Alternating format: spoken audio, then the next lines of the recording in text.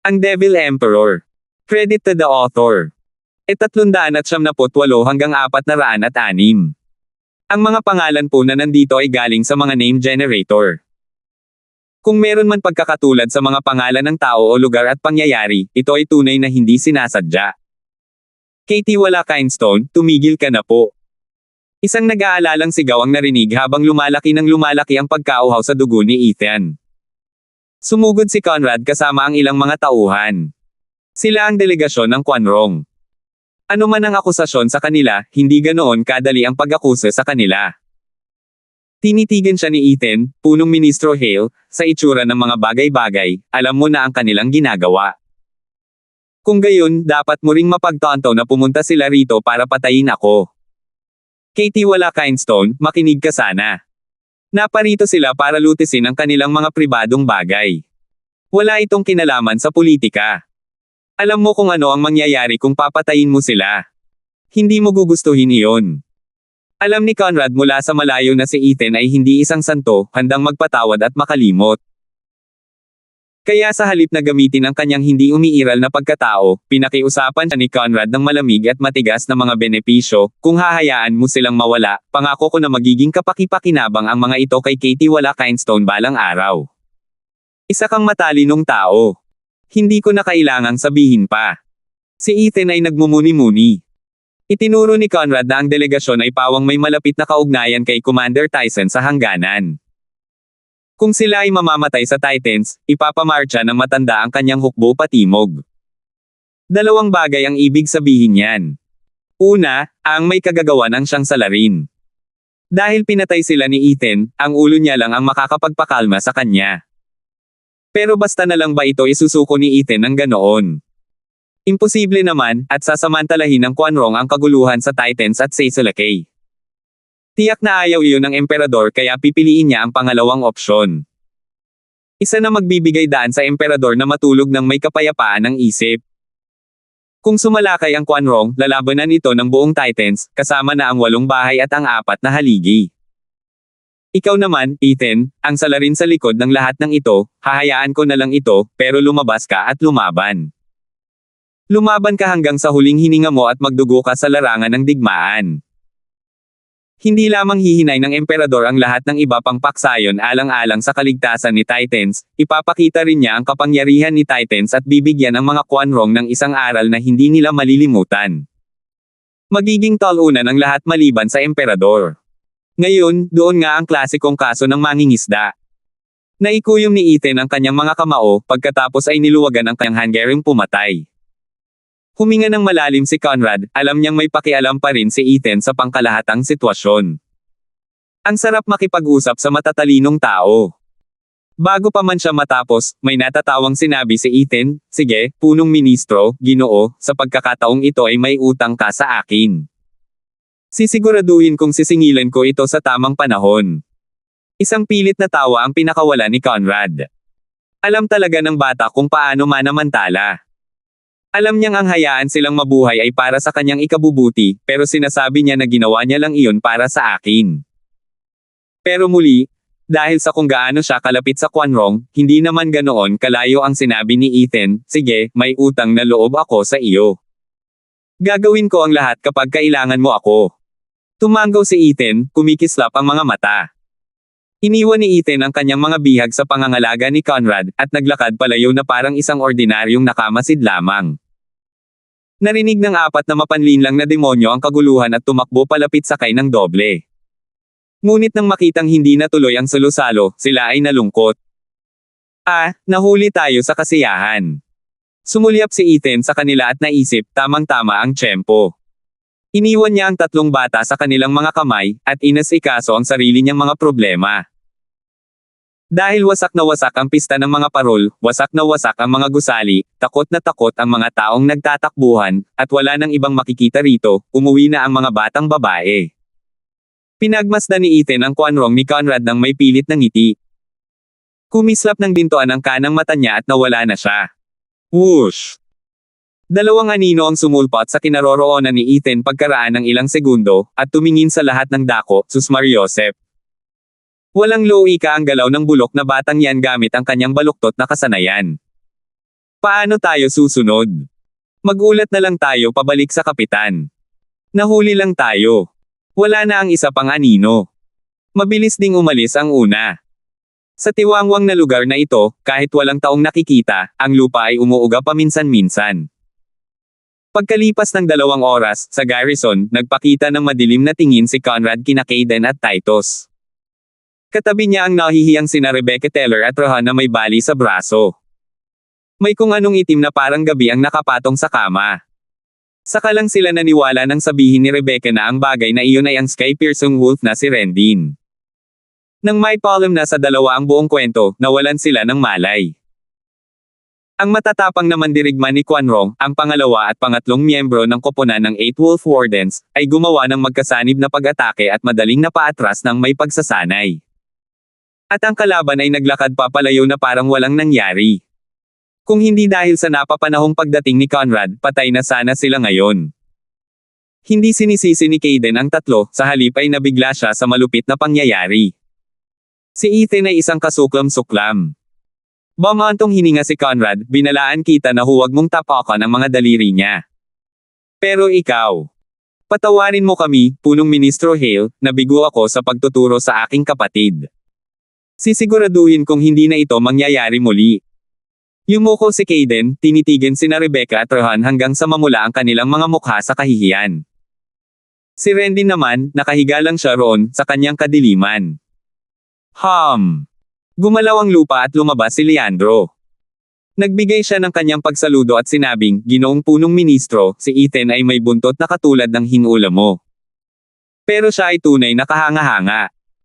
Hindi ko alam kung paano niya nagawa iyon pero iniwan pa niya ako, hindi lang ang 2 iyon. Umalis ang 2 buntot para magulat sa halip na sumunod sa iyo rito. Hahaha, mga tauhan sila ng kamahalan. Pero ang batang iyon ay talagang tuso at tuso na parang Zorro. Maaaring walang sino man sa Titans ang may kakayahang sumunod sa kanya. Sinusubukan lang ng 2 lalaking iyon ang kanilang swerte. Kinutya at pinuri ni Conrad, lobo na malabog, napakatalino mo rin na lumapit sa akin para humingi ng tulong. Magaling, napakagaling. Pinunong ministro, napakalaki ng halimaw ng Ethan na iyon. Natatakot akong malipol at akala ko si Ginoo lang ang makakatulong. Kung hindi dahil sa tulong ni punong Ministro Hale, ang aking kapatid na babae at ang aking mga tauhan ay napatay sa kamay ng baliw na iyon. Bilang isang kapatid at batang commander, ipinapahayag ko ang aking taos-pusong pasasalamat. Yumuko si Kayden ng 70 degree pababa. Umiling si Conrad, bata, hindi na kailangan. Kahit wala ang aking panghihimasok, hindi sana sila pinatay ni Ethan. Natigilan si Kayden, pero sabi ni ate, nakikita raw ang balak niyang pumatay. Umiling si Conrad, hindi siya kinatatakutan dahil sa kanyang katapangan, kundi dahil sa kanyang tuso at baluktot na pag-iisip. Ang kanyang mabangis na gawain ay para lamang maakit ako palabas. Ang unang lalabas para iligtas ka ay tiyak na siyang pinakamalapit sa iyo. Ipinapalagay ko na kahit ang kanyang kamahalan ay alam na ang tungkol sa ating koneksyon ngayon. Ano? Sumigaw si Kayden, ano na ang gagawin natin ngayon? Sabi ni Conrad, ayos lang. Ang pagkakaiba ng hayag at palihim na mga pukana ay ang huli ay hindi kailanman makikita ang liwanag ng araw. Samantalang ang una ay walang ganitong mga limitasyon. Hindi nito mababago ang anuman kahit alam nila. Ang mga pangyayari ay magpapatuloy na magaganap tulad ng dati. Hindi ko na sila mapipigilan. Pero hindi ba't mas mabuti kung hindi tayo nalantad? Bumantong hininga si Kayden, Ginoong punong ministro, bakit ninyo lumabas na alam ang balak ni Ethan? Nanginig ang noo ni Conrad at nagsalita sa madilim na tono, dahil hindi ko kayang isugal kung kikilo si Ethan o hindi at pinili kong maging ligtas. Marami na akong nabasang tao sa buhay ko, pero 2 lang ang hindi nakapagbukas sa akin na parang libro. Isa siya sa kanila. Nagulat ang lahat. Kilala si Conrad bilang pinakamagaling na tao sa Titans, pero hindi niya kayang makita ang kaibuturan ng isang batang mayabang. Ngumiti si Conrad bilang tugon sa kanilang mga iniisip, nasulyapan ko siya bago ang esoteric debate, ngunit mula noon pagkatapos ng pangyayari, naging malapit na siya sa akin. O baka ayaw ko nang makita. Dahil sa labanang iyon, nakagawa siya ng mga kakilakilabot at hindi maisip na mga bagay. Ano? Nagningning ang mukha ni Rebecca Teller. Bumantong hininga si Conrad, nabaliw siya sa isang babae. Ito ang unang beses na nakita ko siyang ganito. Sa kanyang kabaliwan, naisagawa niya ang ilan sa mga pinakamalupit na plano. Nagtapos ito sa pagkamatay ng pinakamatandang batang Panginoon ng Regent Estate at paglubog sa angkan ng Larsen sa baluktot na mundo ng politika bago pa man ang panahon nito. Lahat ng ito ay padalos-dalos at hindi wastong mga pagpili. Sigurado rin siya rito, ngunit ginawa pa rin niya ang mga ito. Mula sa sandaling iyon, hindi na siya mabasa ni Unwanted Controver at hindi ko mawari kung kailan siya mag-iisip. Walang makakaintindi kung kailan siya magagalit o magpapakatatag. Huminga ng malalim si Conrad, alam mo na ngayon kung bakit ko inilantad ang aking sarili at kung bakit kinailangan kitang iligtas. Imposible para sa akin na sabihin kung ang kanyang mga kilos ay dala ng kabaliwan o ng mapanlinlang na pagtahimik. Bumantong hininga si Titus at ang iba pa. Natatakot sa isang lalaking masyadong walang balanse, o hindi mabasa, para mahulaan kung ano ang susunod niyang gagawin. Samantala, pumunta si Ethan sa isang tea house para makipagkita na may itim na roba. 379. Ginamit ni Ethan ang discerning field para maghanap ng mga kapitbahay na mausisa. Saka lamang siya pumasok sa tea house at umupo sa tapat ng itim na roba. Sino ang mag-aakala na darating ang araw na ito na yayayain mo akong lumabas? Mababa ang kanyang hood dahil sa itim na roba, natatakpan ang kanyang mga tampok na katangian. Ngumiti si Ethan, para tayong mga matagal ng magkaibigan, sa isang paraan. Normal lang naman ang mag-usap habang umiinom ng tsaa katapos ng mahabang panahon. Humph, tigilan mo na ang pag-arte. Alam mo naman yan kaya hindi na mababawasan ang sama ng loob natin. Hindi pa tayo nagkaroon ng kahit anong pag-uusap na pala kaibigan. Humigop ang itim na roba sa kanyang tsaa, malamig ang kanyang mga salita. Humajejek si Ethan, tingnan mo nga, ang galing mo. Akala ko ba hindi ko kayang basagin ang ulo mo ngayon? Oo. Umiling ang lalaki, matagal mo na sana akong pinatay ngayon, kung hindi. Hindi ako ang katapat mo. Pero dahil sinagot ko ang imbitasyon mo, sigurado akong hindi ka pumunta rito para lang patayin ako. Ngumisi si Ethan, nakikita kong medyo lumaki ka na nitong mga nakaraang taon. Hindi lang basta-basta may panlilinlang, kundi pati na rin ang nerbiyos, tulad ng matandang demonyong iyon noong araw. Nanginginig, humugot ng higpit ang hawak ng itim na roba sa tasa ng tsaa, ngunit patuloy pa rin siya sa paghigop ng green tea. Papanatilihin ko itong simple at maayos. Ang ulat na natanggap ko mula sa mga especially iyan ng bahay ko ay naglalagay sa iyo sa isang mapanganib na posisyon, sa isang sangandaan. At bakit mo ako pinagbantaan yan? Malamig na sabi ng itim na damit, tingnan mo kung gaano kalaki ang maitutulong niyan. Pumayag ang dalawang amo ko sa desisyon ko. Hindi mo na ako gagamitin yan sa malapit na hinaharap. Mali ang pagkakaintindi mo sa akin. Hindi ako pumunta rito para takutin ka, kundi para lang magsalita. Kung interesado ka. Tinitigan siya ni Ethan ng matalim, paano kung mag-three-way crossroad? Maaari mo bang isaalang-alang ang paghakbang papunta sa Larsen clan? Nanginginig ang lalaki habang sumigaw sa kawalan, anong sabi mo? Sa tingin ko ay sapat na ang aking naging malinaw. Tumawa si Ethan, ang tuso ay laging may pantulong. Bakit hindi ka kumuha ng isa pa? Para sa iyo, wala itong masamang epekto. Huwag mong sabihing hindi mo pa ito naiisip. Baliw ka. Magkaaway tayo. Umungol ang itim na roba, sabay hampas sa mesa, hinding-hindi kita tutulungan. Napangisi si Ethan, lipes na ng panahon mo. Sobrang lipes na. Ito na siguro ang pinakamataas na kaya mong abutin. Anong sabi mo? Wala naman talaga. Bago ang esoteric debate, nakilala ko si Conrad at nag-usap kami. Tinanong niya ako, kami ni Winford ay nagbabalak para sa sarili naming kapakanan, kaya bakit ka nananatili bilang isang Katie wala lamang sa isang sira-sirang ikatlong klase na angkan? Simple lang ang sagot ko. Ang ambisyon ko ay higit pa sa kanya. Kumislap ang mga mata ni Ethan sa matinding galit, sa nakikita ko, kahit isang kakaibang kontrabida o ang pinakadakilang utak ng imperyong ito, palagi akong magiging mas mahusay. Ikaw naman, wala ka pa sa antas nila. Maliit lang ang sakop mo. Nanginginig, natulala ang itim na damit, lumilipad ang kanyang isipan. Nakaupo lang si Ethan doon, naghihintay. Bumantong hininga siya minsan at tumayo, nakikita kong hindi mo pa rin naiintindihan. Huwag na lang, wala akong oras para hintayin kang makahabol. Sandali lang. Pinahinto siya ng lalaki at sinabing, nasa bingit na ng anarkiya ang Titans. Ano ang mga pangako ko na magtatagumpay ang angkan ninyong Larsen? Kung sasabihin kong dahil nandito ang mga taga Larsen, ang angkan ng mga Larsen ang huling tatawa, malang hindi kayo maniniwala sa akin, kaya... Nakangiting sabi ni Ethan, papayagan kitang manatili sa sangandaan. Magkakaroon ka ng pagkakataong pumili ng mananalong panig. Sumagot ang lalaki pagkatapos ng ilang sandali, hindi mo naman inaasahan na susunugan ko ang 2 pang tulay para makuha ang sa iyo, di ba? Syempre hindi.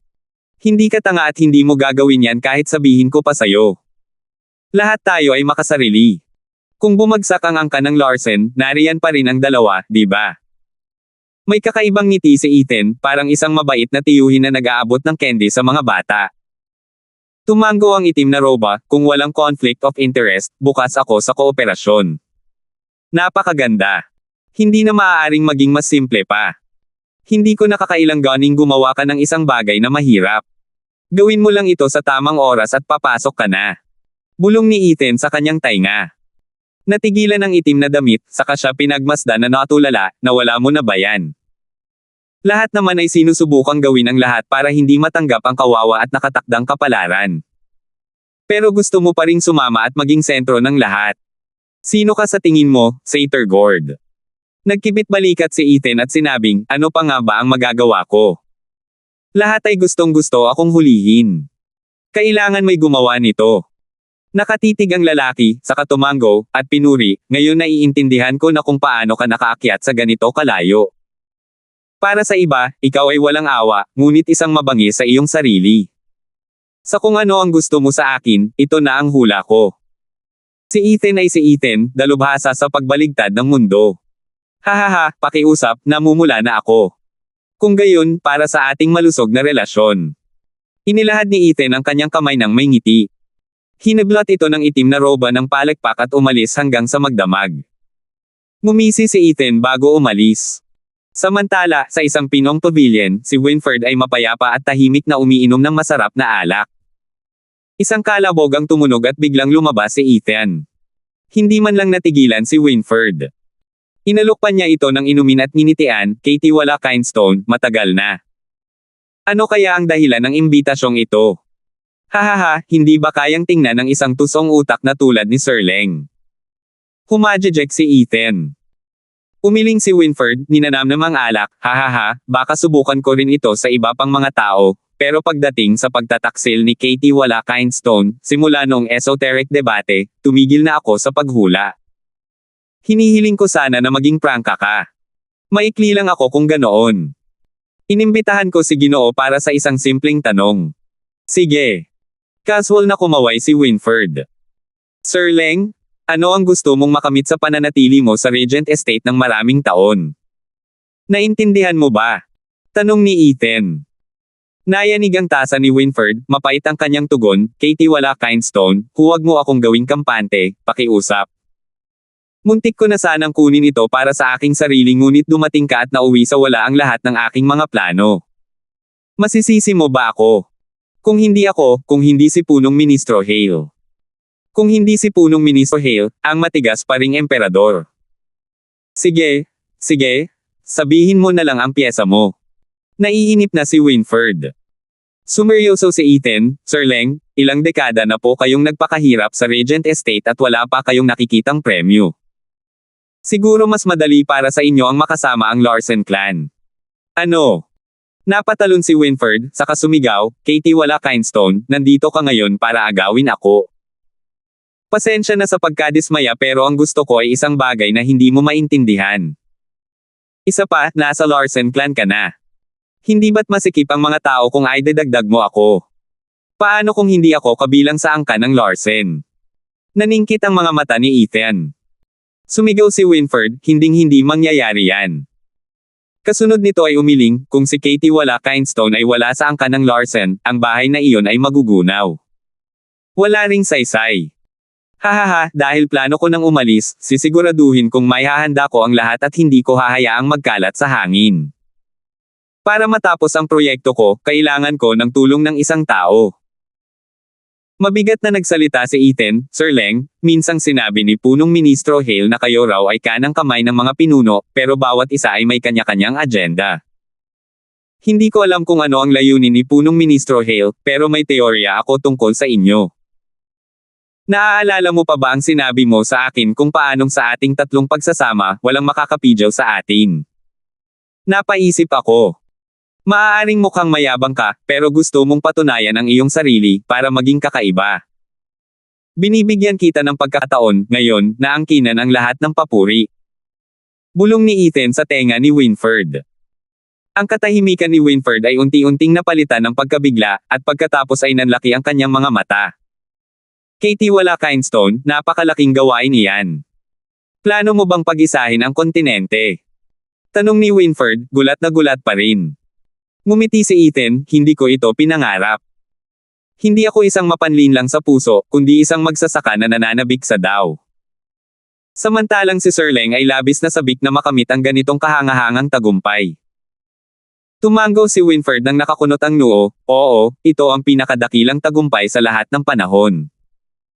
Pero dahil sa pamana ng Regent Estate, walang problemang maunawaan ito. Bakit mo nga ba ipinipilit na ilipat ako sa angkan ng Larsen? Dahil doon ako naruroon. At may ilang mga bagay na ako lang ang makapagbibigay. Ngumiti ng mahiwaga si Ethan, hindi ko pipilitin si Sir Leng na magdesisyon ngayon. Ang kailangan mo lang gawin ay isang suntok mula sa iyo sa tamang sandali at sasang-ayon ka na. Para sa hinaharap, matutulungan mo ang Regent Estate bilang tagapangasiwa nito sa anumang paraan na gusto mo. At kung sakaling bumagsak ang angkan ng Larsen, wala kang mararamdamang anumang kahihinatnan. Tumango si Winford. Ngumiti si Ethan, at bumulong ng mga sensitibong bagay sa kanyang tainga.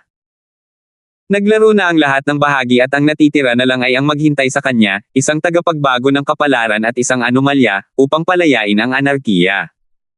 400.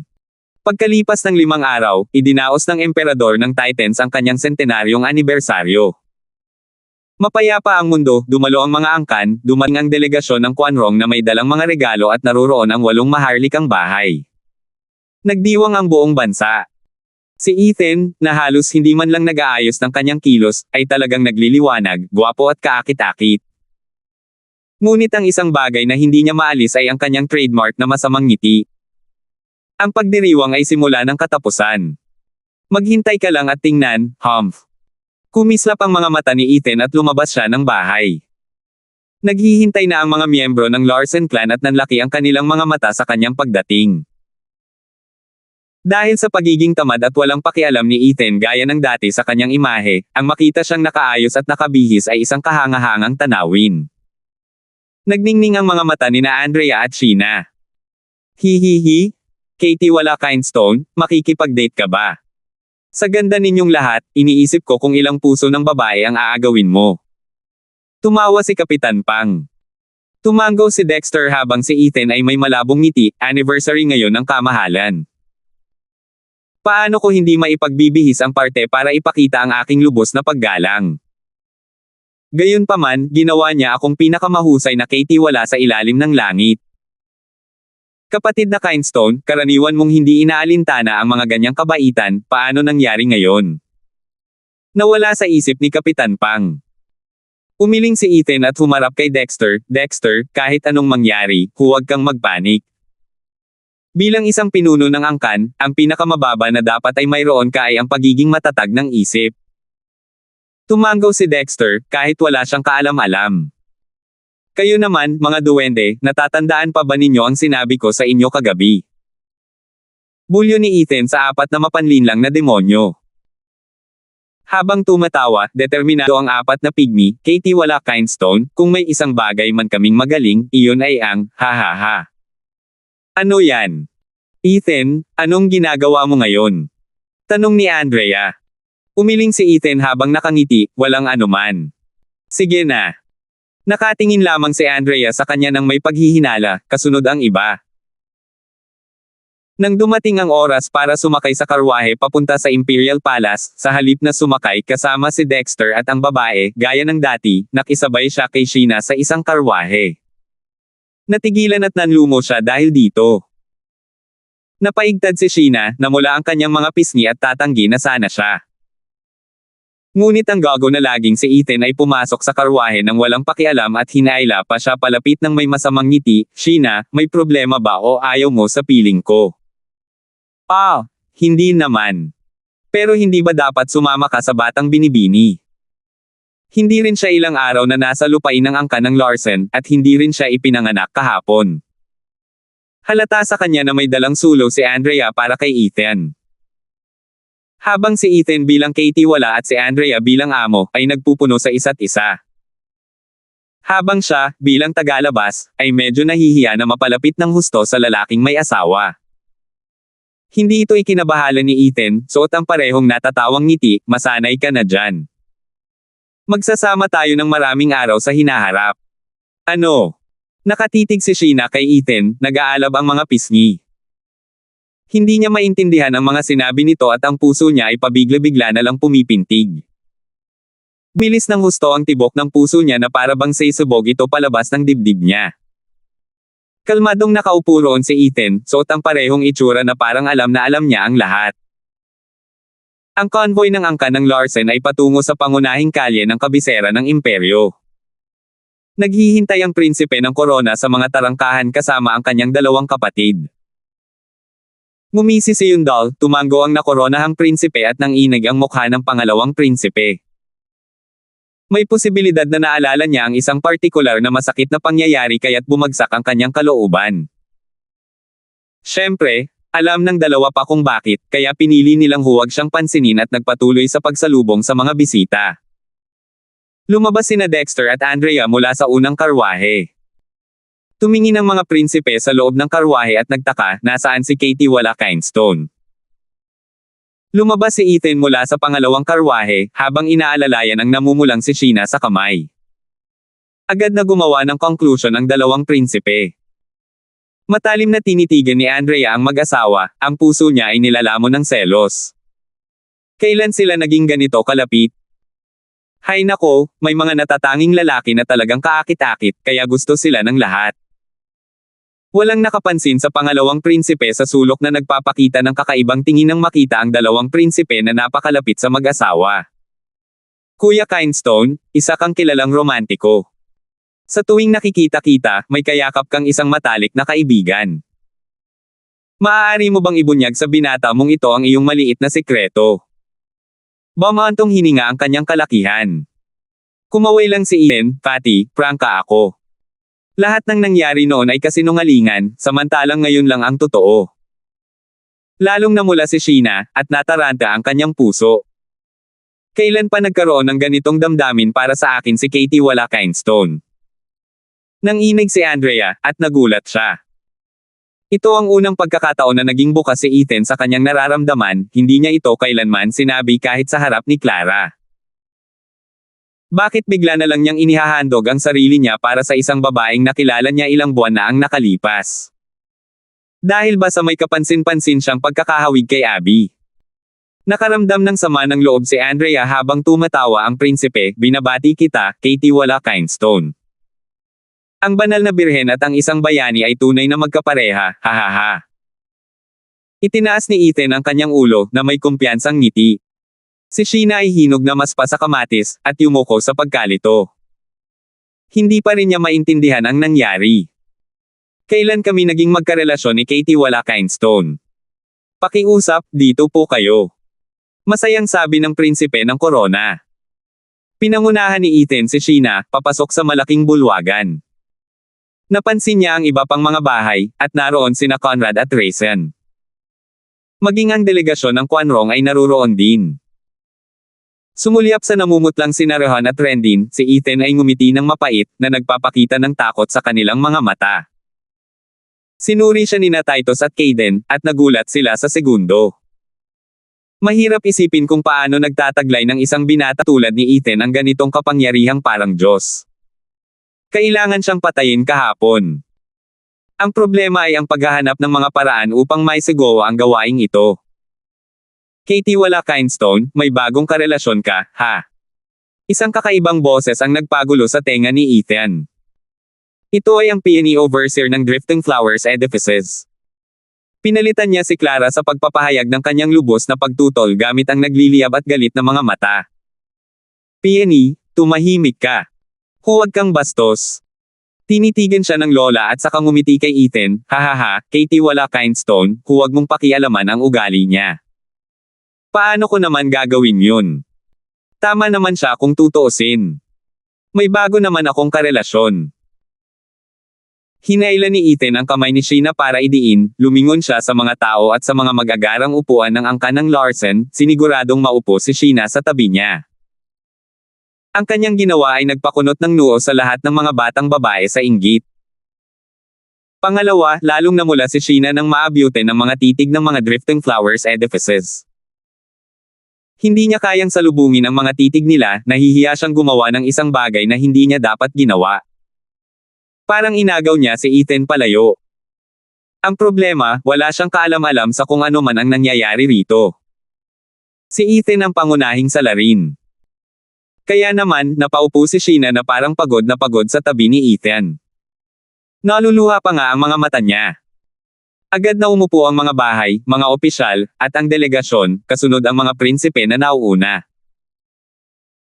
Ngumiti ang nakoronahang prinsipe, hahaha, ngayon ang sentenaryo ng anibersaryo ng aking amang imperial, isang pambansang holiday. Lahat kayo na pumupunta rito, lalo na ang delegasyon ni Quanrong na nagmula sa malayo, ay nagdala ng malaking karangalan sa inyong presensya. Isang malaking okasyon para maghawak kamay sina Titans at Quanrong.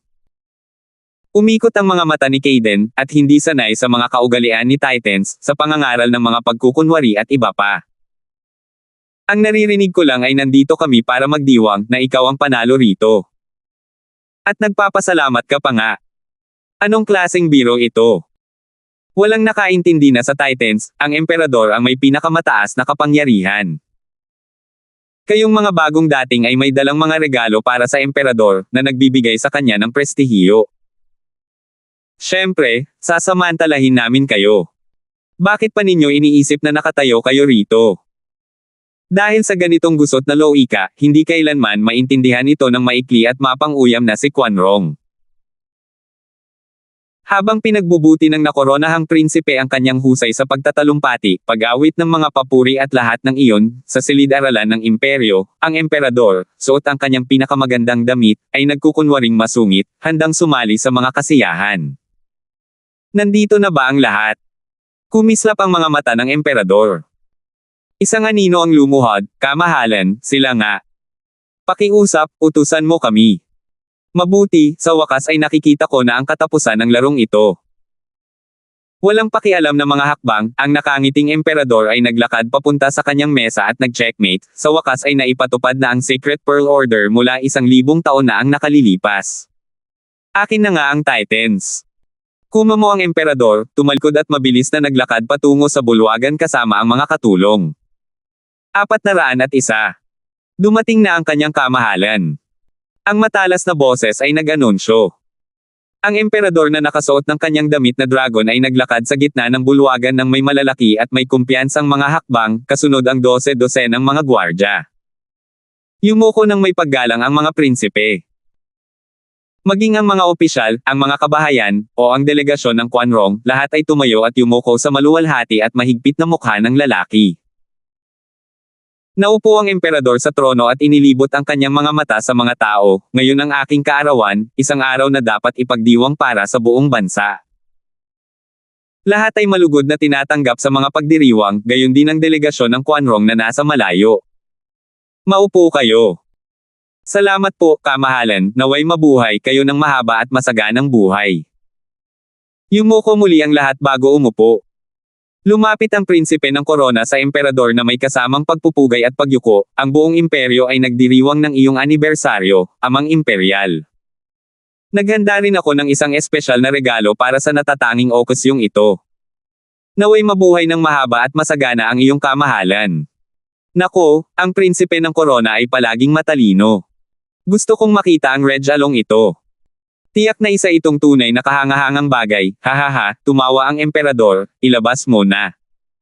Itinaas ng dalawang katulong ang isang ipinintang larawan at ipinakita ito sa karamihan. Mga obra maestra ng panulat, isang mapang akit na amoy ng tinta, at magarbong sulatin ang ipinakita. Ang ipinintang larawan ay nagpakita ng matataas na bundok at masiglang mga ilog na halos matingkad na halos tumalon palabas ng papel. Sa kanang sulok ay nakasulat ang Danching Shen sa makapal na mga guhit. Sumigaw si Kaden, "Iyan ba?" Ang baliw na pintor na si Sheng, ang pinakamahusay sa mga lupain sa kanluran, ang obra maestra ng mga lupain ng ating bansa. Tama, ang ganda ng mata niyang Master Tuba. Isa nga ito sa mga bihirang pamana ng senior, ang Lance of our Nation. Ngumisi ang nakoronahang prinsipe, habang buong pagmamalaking nakatingin sa mga panauhin. Hindi naintindihan ni Ethan. Ano ba ang maganda sa pagpupunas ng mga brush? Sa mundong kung saan ang kakayahan ang nagpapatama, ano pa nga ba ang halaga ng isang pintor na may talino? Malalaman din niya agad kung gaano kahalaga at kagulat-gulat ang pagpipinta na ito. Alam ng lahat, maging si Quan Rong o Titans, na ang mga lupain sa kanluran ay mayroong maliit at hindi gaanong mahalagang kaharian.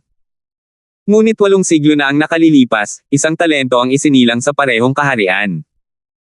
Hindi lamang ang kanyang kapangyarihan ang lumampas sa kapangyarihan ng kaharian, kundi isa rin siyang scholar na nabighani sa pagpipinta, mahusay sa panulat at espada.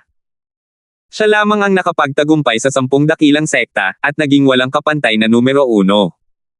Lahat ay nanunood sa koronadong prinsipe, ang kanilang mga tainga ay nakatuon. Kahit ang bawat angkan, kahit kaunti man lang ang kilabot, ay nakarinig na tungkol sa alamat na ito. Ngunit walang sino man ang umamin na ang isang lalaking tulad niya ay isang pintor. Kung tungkol naman sa bagong dating na si Ethan, wala siyang kaalam-alam sa lahat.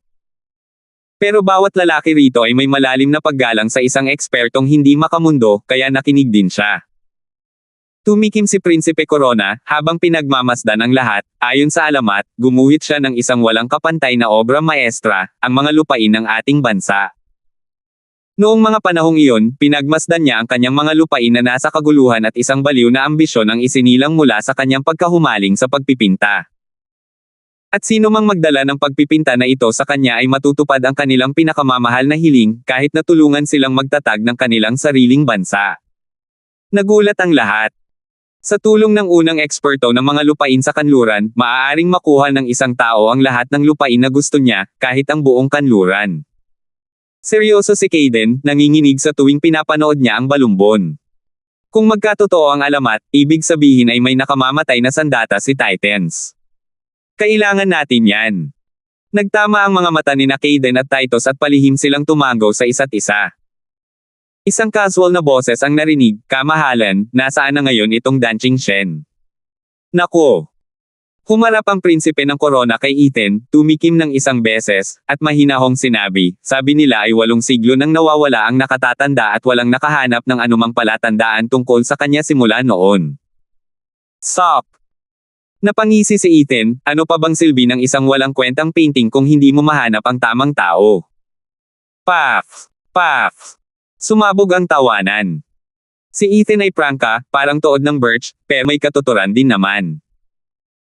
800 taon nang wala ang lalaking iyon, kaya ang pagkuha ng kanyang ipinintang larawan ay hindi magbibigay ng kahit 1 pulgadang lupain. Maganda lang iyon para sa pagpapasikat. Sandaling tumigil sina Kaden at Titus, paano lumitaw ang isang ekspertong nawawala 8 siglo na ang nakalilipas. Sa huli, ang ipinintang larawan ay isa lamang piraso ng papel na may tinta. Hindi ito nagdulot ng anumang panganib. Nag-init ang mga pisngi ng nakoronahang prinsipe, at matama na tumingin kay Ethan. "Sus Mariosep, niloko mo ako. Ibinigay ko sa iyo ang lahat ng kayamanang iyon ng walang bayad." Sa akala ng nakoronahang prinsipe, walang silbi ang regalong ito, ngunit gamit ang alamat na nakapalibot dito, magyayabang siya at makukuha ang atensyon ng kanyang tatay. Pero isang simpleng linya lang mula kay Ethan ang sumire sa lahat. "Ngayon ay kukutsain ng amang imperial ang regalo ko." Bagamat magulo ang kanyang puso, kalmado pa rin ang emperador, nakoronahang prinsipe, naiintindihan ko ang iyong mabuting intensyon para sa akin, sa mga tao, at sa lupain. Ang paggamit ng mga hindi kagalang-galang na paraan upang makakuha ng lupain ay hindi magtatagal. Maaaring hindi praktikal ang pagpipinta, ngunit ito ay isang likhang sining. Tatanggapin ko ito. Salamat, Amang Imperial, sa iyong patnubay. Yumuko ang Prinsipe Corona, natutuwa na iniligtas siya ng emperador mula sa nakakahiyang sandaling iyon. Iharap ninyo ang gantimpala, sabi ng emperador. Ang pinakamalapit na katulong ay nagdala sa prinsipe ng isang kahon na naglalaman ng isang setro ng jade. Nakoronahang prinsipe, ikaw ang aking panganay at hangad ko ang iyong kaligtasan at matupad ang lahat ng iyong mga pangarap. Salamat, Amang Imperial. Yumuko ng malalim ang prinsipe ng korona na naantig sa kaibuturan. Napangisi si Ethan, gaano ka ba kantig kung ang isang paylay na setro ay hindi man lang makapagbibigay sa iyo ng bundok? Paglaon na ng pangalawang prinsipe ang lumabas, naway maging kasing saya ng dagat ang Amang Imperial, ang iyong pamamahala ay kasing haba ng bundok. Ang regalo kong ito ay tanda ng aking pasasalamat at katapatan. Kumislap ang kanyang kamay at isang siyam na talampakang haba na halberd na hinailan ng langit ang samaire sa lupa na nagpayanig sa piging. Mabilis ang tugon ng mga gwardya sa pagharap sa emperador. Sa casual niyang pagkaway lamang sila umatras. Bata, ano? Nanginginig ang balbas ng emperador, mamaantong hininga sa loob. Ang aking pangalawang anak na lalaki ay palaging puno ng katapangan ngunit wala ni isang onsa ng kagandahang asal. Buong pagmamalaking ipinahayag ng ikalawang prinsipe, Amang Imperial, ito si Heaven Piercing Cloud Halberd. Isang espiritual na sandata para sa ikawalong baitang, isang pambihirang tuklas na pinaghirapan kong maihatid sa iyo. Kahit ano pa man, ano ang gagawin ko sa larwang ito, anak? Narinig ang nasasaktang boses ng emperador. Natigilan ang pangalawang prinsipe. Siyempre, dinala ko ito para sa iyong kaligtasan, Amang Imperial. Hindi ba't halata naman iyon? O sa halip, kakampihan mo ang nakatatandang kapatid pero hindi ang akin. Nalungkot ang pangalawang prinsipe, Amang Imperial, ang sandatang espiritual na ito para sa ikawalong baitang ay mas mahusay kaysa sa pinta ng aking panganay na kapatid. Sumanghel si Ethan at inikot ang kanyang mga mata. Pinagmasdan ng lahat ang pangalawang prinsipe ng may mabigat na tingin. Dude, mas maganda pa rin ang toothpick mo kaysa sa papel ng Crown Prince, pero kailangan mong isipin ang mga pangyayari. Anibersaryo ng emperador ngayon kaya dinalhan mo siya ng sandata para batiin ang mahabang buhay niya. Pero sana gumana iyon para kay Marshal Drake. Magaan lang ang loob mo bilang anak ng emperador. Kahit sino pa man ay siguradong nasa ilalim na ng kontrol ang lahat. Bumantong hininga ang emperador at umiling, pilit na tumango, tinatanggap ko ang iyong regalo. Ngunit hindi ko ito magagamit kaya ibibigay ko ito sa iyo. Umaasa ako na makakatulong ito sa iyo sa pagtatanggol sa Titans at pag-atake sa puso ng mga kaaway nito. Hinailan ng dalawang katulong ang halberd mula sa sahig at ibinalik ito sa pangalawang prinsipe. Nataranta ang ikalawang prinsipe, teka, Amang Imperial, para na rin yan sa hindi pagtanggap sa regalo ko. Mas mababa ba ang espiritual na sandata ko sa ikawalong baitang kumpara sa ipinintang larawan ng nakatatandang kapatid? Pakiusap, pag-isipan mo ulit, Amang Imperial. Tumigas ang mukha ng emperador at nanlamig ang kanyang mga mata, younger, tandaan mo ito. Ang ibibigay ko sa iyo ay tatanggapin mo ng walang pag-aalinlangan. Ang hindi ko ibibigay sa iyo ay huwag mong tangkaing kunin. Malinaw ba ang aking sinasabi? Nanginginig, naramdaman ng pangalawang prinsipe ang uhaw sa dugo ng emperador sa kanyang balat at tumango sa takot. Umatras siya habang hawak ang halberd. Tumango ang emperador at napangiwi. Ngunit nasira ang lagay ng panahon, at nawala ang masayang pakiramdam ng mga panauhin. Nasaksihan nila ang malupit at mabangis na kapangyarihan ng anak ng langit. Ang emperador ay hindi ang mahinahon at mainitin ang ulong matandang lalaki, kundi isang mabangis na halimaw na handang tumalon mula sa kanyang sira-sirang balat. 402. Conger, lagi kang tumatakbo pabalik-balik, nakakakuha ng kaalaman sa bawat paglalakbay. Sigurado akong maraming kakaibang bagay ang natipon mo sa daan. Sabik na sabik akong makita kung ano ang mayaalok mo sa akin. 2 prinsipe na ang nakaalis at isa na lang ang natitira. Ngayong dumating na ang pagkakataon ng ikatlong prinsipe, ang matabang katawan ng kanyang kalakihan ay matatag na nakapatong sa kanyang upuan. Tiningnan siya ng emperador ng kakaiba at tinukso. Nanginig ang mataba, pinunasan ang kanyang pawis ang noo, at napailing na tumayo sa harap ng emperador ng may maliwanag na ngiti. Hihihi, Amang Imperial, plano ko talagang bigyan ka ng isang magandang regalo, na talagang mataas ang kalidad.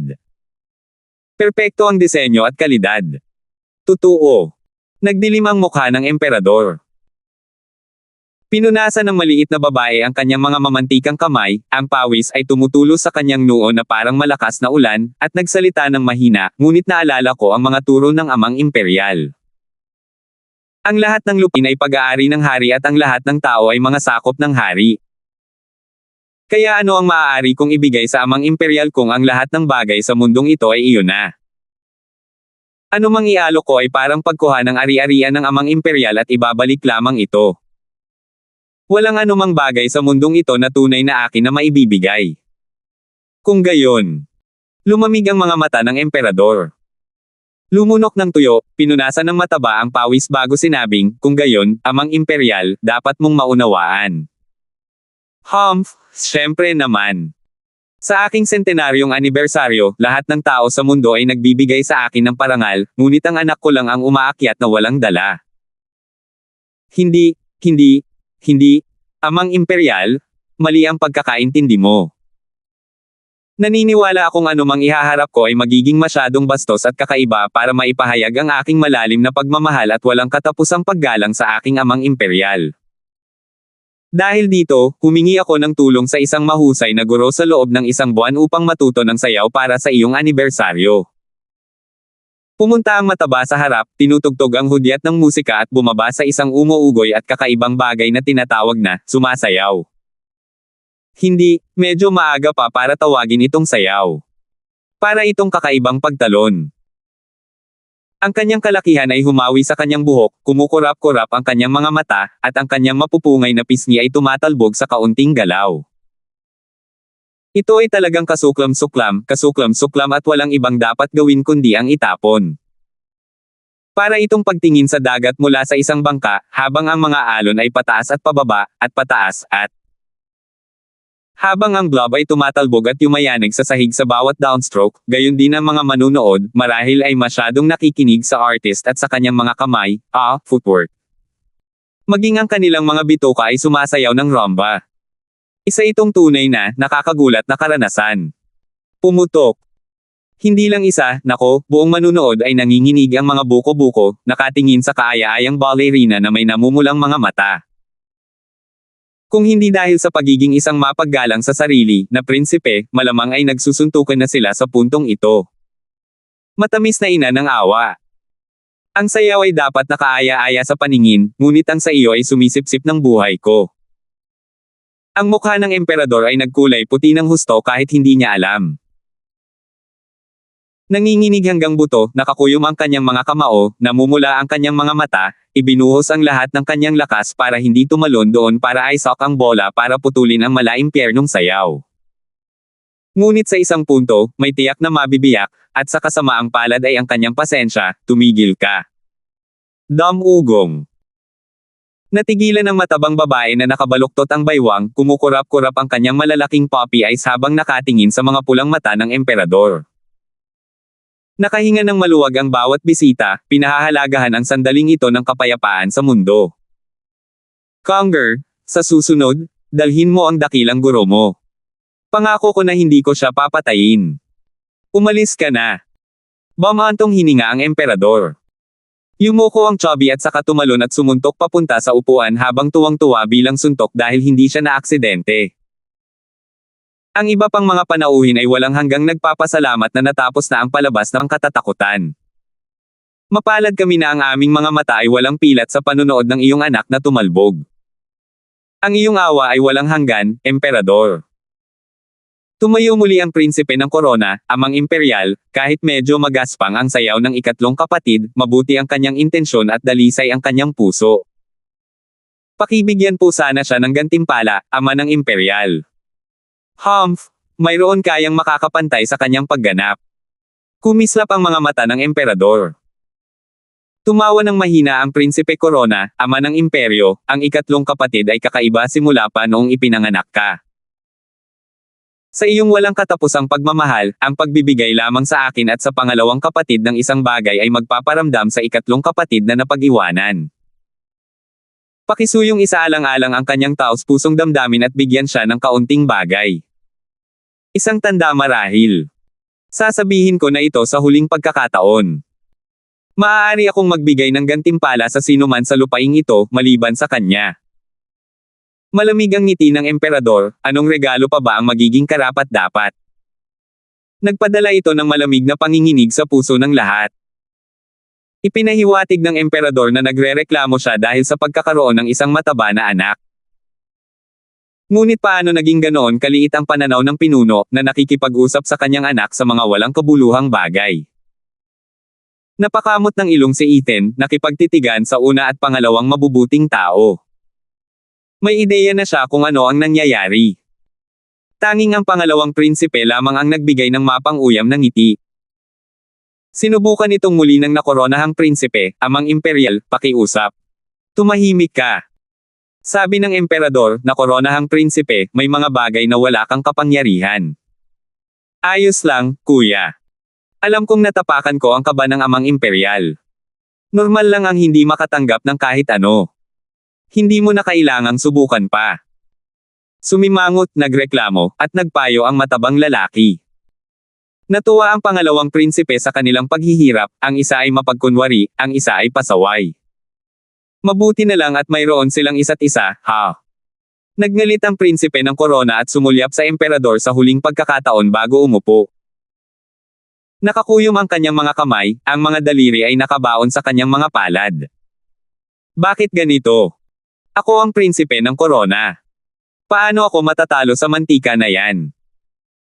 Sumulyap sa nanunuyang mukha ng pangalawang prinsipe, at nanunuya ang prinsipe ng korona, ikaw na hanggal, kahit ito ay hindi makakalusot sa makapal mong bungo.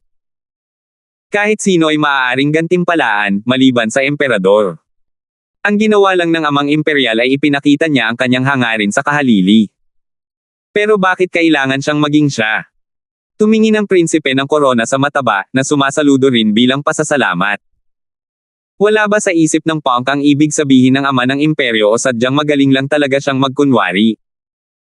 Sa mga mata ng prinsipe korona, habang tumatagal ang kanyang pagtitig sa kanyang kapatid na may paalang na kahinaan, mas lalong lumalakas ang uhaw sa dugo na namumuo. Nagpatuloy ang pagdiriwang kasama ang mga opisyal, 7 bahay, at delegasyon na naghandog kanilang mga regalo, bawat isa ay may kapalit na gantimpala. Habang lumalakas muli ang musika, ang mga magaganda at maangas na babae ay padalos-dalos na pumasok sa silid habang sumasayaw. Dahil ang lalaking iyon ang nagbibigay ng mood para sa sakit ng tiyan dahil sa kanyang class act, mas na-appreciate ng mga manunood ang mga pagsisikap ng mga babaeng ito. Hanggang sa puntong nakita na nila sila bilang mga starlet, nakabibighani at nakakaaliw. Whoosh! Isang figure ang tumalon mula sa karamihan at iniabot ang isang plato ng mga mailakoten sa emperador, maligayang anibersaryo, amang imperial. Naway maging walang hanggan ang iyong kagalakan at ang iyong buhay ay hindi magwakas. Tiningnan ng emperador ang kanyang mga mata at lumambot ang kanyang puso, hahaha, Mandy, ang pinakamagandang regalo ang dala mo para sa akin. Talaga. Napatalon si Mandy habang nakangiti at niyakap, kung gayon, ama ng imperyo, sana'y gantimpalaan mo ako ng naaayon. Hahaha, syempre. Ano ang gusto mo? Tumawa ang emperador, habang pinagmamasdan siya. Nanginginig ang mukha habang itinutok ang isang longganisa sa kanyang mahal na kapatid at pinutol ito, amang imperial, hindi mo ba gustong makilala ang aking magaling na guro sa pagsasayaw? Siya iyon. Pero huwag kang mag-alala, Mandy, ginto ang salita ng ama ng imperial. Hindi kanya papatulan hanggang sa mamatay. Mukhang wala sa ayos ang emperador, Mandy, tinuruan mo ba si Conger na sumayaw? Nako! Namumula, tinitigan ni Mandy ang buhay na matabang lalaki. Nasaksihan din niya ang mataas na uri ng palabas ng bagay na iyon. Parang isang palabas na horror. Pero ngayong tinatanggap na niya na siya ang dakilang guro sa sayaw sa likod ng lahat ng ito, hindi ba't masisira ang reputasyon niya? Paliwanag ni Mandy, amang imperial, huwag mong pakinggan ang kanyang pagkakamali. Tinuruan ko siya sa abot ng aking makakaya, pero ang kanyang pagsasayaw ay sadyang nakakasuka. Hahaha, naiintindihan ko. Ang sayaw ng aking prinsesa ang pinakamagaling sa Titans. Tumango ang emperador, Mandy, hindi mo pa rin sinasabi sa akin kung ano ang gusto mo. Namumula, sinilip ni Mandy si Ethan, habang kinakalikot ang kanyang pulseres, nagkunwaring mahiyain at, amahang imperial, hindi mo ba iniisip na oras na? Ibig kong sabihin, para sa huling hiling ng ina. Tumango ang emperador, pinabalik siya sa gitna at sumigaw, Mandy, Ethan, narito ang aking utos. Ngayon, si Prinsesa Mandy at ang pinakamagandang Katie wala sa ilalim ng langit na si Ethan ay ikakasal. Ano? Hindi tulad ng masiglang si Mandy, lahat ay natulala. Akala ni Ethan ay may darating na ganito kaya't napangisi siya sa loob. Hindi ito natapos sa isang simpleng utos lamang, natagpuan ng pangalawang prinsipe ang kanyang lakas ng loob mula sa Diyos na alam kung saan at biglang lumabas, Amang Imperial, matagal ko nang may gusto sa banal na birhen ng parokya na si Sheena. Hinihiling ko sa ama ng Imperial na ikasal tayo. Ngumisi ang emperador sa loob-loob niya. Anong meron ngayon? Perpekto ang lahat. Matagal na niyang iniisip kung paano babawiin ang angkan ng yun mula sa angkan ng Larsen, para samantalahin ang kalkuladong pokana ni Ethan, gamit ang perpektong pagkakataong ito para gawin iyon. Tumango ang emperador sa loob, kamangha-mangha, anak ko. At nagsalita, ang kaligayahan ay may dalawang bahagi ngayon, kasama si Binibining Sheena na ikinasal sa aking anak. Yumuko ang pangalawang prinsipe. Nang inig si Sheena, nanlumo, at dahil sa kanyang likas na hilig ay mas hinigpitan niya ang pagkakahawak sa braso ni Ethan.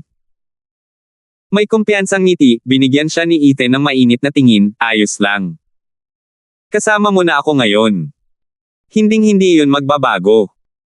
Namula ang mga mata ni Sheena, ngunit bumalik sa dati ang kanyang katahimikan. Ang huling pagkakataon na naging ganito siya katahimik ay noong nabubuhay pa ang kanyang lolo. 403. Mayroong isang mamasa-masa at madilim na tunnel na puno ng mga checkpoint na gawa sa mga selyadong mabibigat na pinto at dalawang eksperto sa Radiant Stage na nakabantay sa bawat isa sa mga ito. Mabigat ang kanilang mga damdamin habang nanlilisik ang kanilang mga mata. Lumapit ang isang gwardya na may hawak na mga susi. Kasabay ng pagkislap ng isang badge, bumukas ang gate.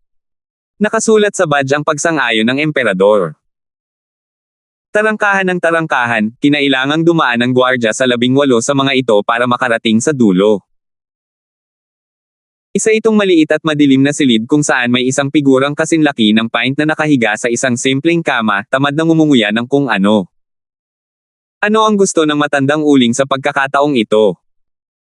Kumagit ulit, isang malumanay na boses ang narinig, puno ng paghamak, lumalapit ka sa akin para humingi ng tulong pero ikinukulong mo pa rin ako sa impyernong hukay ito kapag tapos ka na sa akin.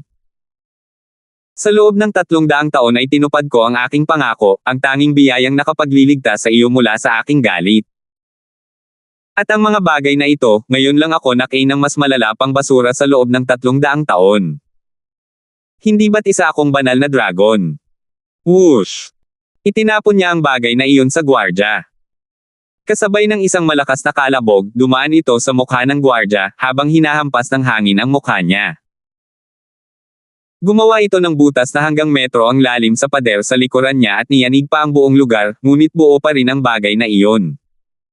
Natakot ng husto ang gwardya. Ang lugar na ito ay gawa sa material na nasa ikapitong baitang, ang crystallized black tungsten, na siyang dahilan kung bakit ito naging isang kuta. Pero para sa lalaking ito, parang papel ito. Isang casual na kisap mata at nagkaroon ng bentilasyon ang lugar. Nanginginig na yumuko ang gwardya, Sir Satergord, huminahon po kayo. Ipinaparating ko lamang ang utos ng emperador na harapin ang isang matapang na kalaban. Hindi ako pupunta. Sumanghel si Satergord, nangako lang ako na ipagtatanggol ang pamilya ng imperyo. Walang kinalaman doon ang pagpapatrabaho sa akin. Gawin mo na lang. Muling nagmakaawa ang gwardya, Ginoo, personal po kayong kinakausap ng kamahalan. Ang lalaking ito ay isang pambihirang eksperto. Paano kaya siya matutumbasan ng sinuman? Bukod dito, nangangako ang kamahalan na pagbubutihin niya ang inyong mga pagkain. Bumuti. Gaano kalaki? Tinaasan ni Satergord ang isang kilay. Pinulot ng gwardya ang 3 daliri, sangkap para sa 3 baitang araw-araw, at para sa 4 na baitang tuwing pista opisyal. Naningkit ang mga mata ni Senator Gord at saka umiling, baitang 4 araw-araw at baitang 5 kapag pista opisyal. Hindi, gawin mo na lang baitang 6 na yan. Ayos lang. Walang pakialam na tango ng gwardya. Ang pangako ay nasa loob pa rin ng mga limitasyon ng kanyang kamahalan. Kailangan kong mailabas agad ang batang Panginoon na ito rito. Tumalon-talon si Senator Gord sa tuwa. Sa wakas ay makakatulog na siya ng busog mula ngayon, at sino ang hinahanap mo? Hindi mo pa ako hiniling na umarte dati. Hahaha, sasabihin sa iyo ng kamahalan pagdating ng sandali. Kami ay mga gwardya lamang na naghahatid ng kanyang mga utos. Hindi namin maarak ang nasa isip ng kamahalan. Walang pakialam si Senator Gord. Basta't busog na siya, kahit sino ay mahuhuli niya. Pagbalik sa piging, kakadeklara lang ng emperador ng kasal na magdudulot ng kagalakan sa nakaluhod na si Mandy. Katabi niya si Yundal na nakaluhod din. Kahit na siya ay isang nervous wreck. Bago ang pag-uusap na ito, nakita niya sina Ethan at Sheena na nagmamahalan at ngayon ay hiniling na niya sa ama ng imperyo ang kamay nito. Balak niyang agawin ang babae ng iba. Wala namang mawawala sa ordinaryong mamamayan, pero naroon ang pinakamahusay na Katie wala sa ilalim ng langit. Nakatanim pa rin sa isip ni Ethan ang galit noong panahong winasak ng lalaki ang bahay nito. Siyempre manganginig siya. Pero nang sumilip siya sa gilid ng Hell Valley, at mapansin ang pagtango ng isang figure, nakahinga siya ng maluwag. Sana lang mangyari ang sinabi niya at hindi ilalagay ni Ethan ang ulo ko sa pike. Naiinis si Andrea, hindi lang dahil kay Sheena, kundi habang nakatitig kay Mandy. Matagal na niyang pinagmamasdan ang pusong si Ethan, pero basta na lang ba siya kukunin ng lalaking ito? Hindi niya hahayaan. Sa wakas ay nagsalita si Ethan. Kamahalan. Buong-buo siyang nagsaludo, ngunit malamig ang tono ng kanyang boses, pakibawiin mo na ang iyong utos. Kami ni Miss Sheena ay perpekto para sa isa't isa simula nang tayo ay magkasama. Hindi tama na magpakasal pa tayo sa iba. Ano? Napanganga ang lahat. Sa palagay nila ay maayos na ang relasyon ng dalawa, magkakilala na sila pagkatapos lamang ng 1 buwan, ngunit paano sila nagkasundo ng ganito kabilis? Naguluhan si Andrea. Ngayon lang nagpakita ng pagmamahalan ang dalawa. Kailan kaya sila nakapag-horizontal mambo? At bakit hindi niya alam? Natigilan si Sheena, namumula at nalilito ang mga mata, anong ginagawa niya? Imposible. Biglang tumayo si Mandy, pinabulaanan ang mga paratang na iyon, ako at si Sheena ay halos magkapatid na at maraming beses na rin akong nakapunta sa Prosperity Compound. Malalaman ko agad kung may problema. Ngumisi si Ethan sa kanyang pag-iinit ng ulo, syempre napagtanto mo, at gayon din ang lahat sa angkan ng Larson. Hindi mo ba naaalala ang gabing inimbitahan mo ako para magdiwang, marahil ang babaeng iyon? Nanginginig ang lahat at napalingon sa batang mahinang si Sheena, na namumula ng husto at may luha sa mga mata. Isa siyang matinong babae at hindi niya matiis na maranasan ang kanyang nakakahiyang sandali na lumabas sa publiko. May iba pang nasa isip si Ethan bukod sa mga walang kwentang bagay tulad na hihiyan. Hinawakan niya ang kamay ni Sheena at ngumisi, si Sheena yan. Lahat ng tao sa Larson clan ay makakapagpatunay dahil ako ang gumagawa ng sarili ko nang bigla silang pumasok. Mukhang ganoon nga. Tumango si Dexter. Wala siyang ideya sa layunin ni Ethan sa pagbubunyag ng ganitong nakakahiyang pangyayari, ngunit naisip niya na may patutunguhan ang lahat. 4 na mapanlinlang na demonyo ang nagtatalon at sumisigaw bilang kumpirmasyon. Sina Ethan at Sheena ay isang tunay na kaibigan. Wala talagang ibang paraan para gawin iyon. Matalim na tinitigan ni Mandy at Andrea si Sheena. Ipagtanggol mo ang lalaking iyon hanggat gusto mo, pero mahirap mahanap ang traidor sa gitna mo. Napakabait na kapatid, inaagaw ang lalaki ko sa ilalim ng ilong ko. Mukhang lungkot na lungkot si Sheena habang nakayuko. Ipinakita ng lahat ng kanyang mga asawa kung gaano siya ka-chill. Nakakasuka ang lahat ng mga titig na iyon. Pinanood ito ng emperador ng may malamig na tingin ng dragon, habang ang mga daliri niya ay tumetapik sa mesa. Kasabay ng malalim na paghinga, ang kanyang walang hanggang maringal na boses ay lumabas, tapos ka na ba? Bukas na ang kasal. Tumawa si Ethan at nagtaas ng kilay, kamahalan, kung ayaw ko, walang sinuman sa mundo ang makakapilit sa akin. Boom! Biglang nawala ng kontrol ang emperador, walang hiya. Ako ang pinuno rito, ang emperador. Pinal na ang aking atas. Ethan, nang ahas ka bang questionin ang aking autoridad? Lahat ng mata ay nakatingin sa amin ng may gulat, habang ang kanilang mga puso ay kumakabog sa kanilang mga dibdib. Anong problema ng kamahalan? Iyan ang pinakamagaling na kaitiwala sa ilalim ng langit na pinarangalan mo. Napakaliit lang ng kasal kaya bakit ka mag-iingay at magagalit ng ganito? May mali rito. Hindi lang ito tungkol sa paglaban sa isang utos. Napansin ng mga matatandang Soro ang mga pagkakaiba. Mas marami pang alam sina Conrad at Winford na nagpapakita ng walang katapusang kalmado. Sawa na ang emperador. Malapit na siyang kumilos. Ama ng imperyo, huminahon ka sana.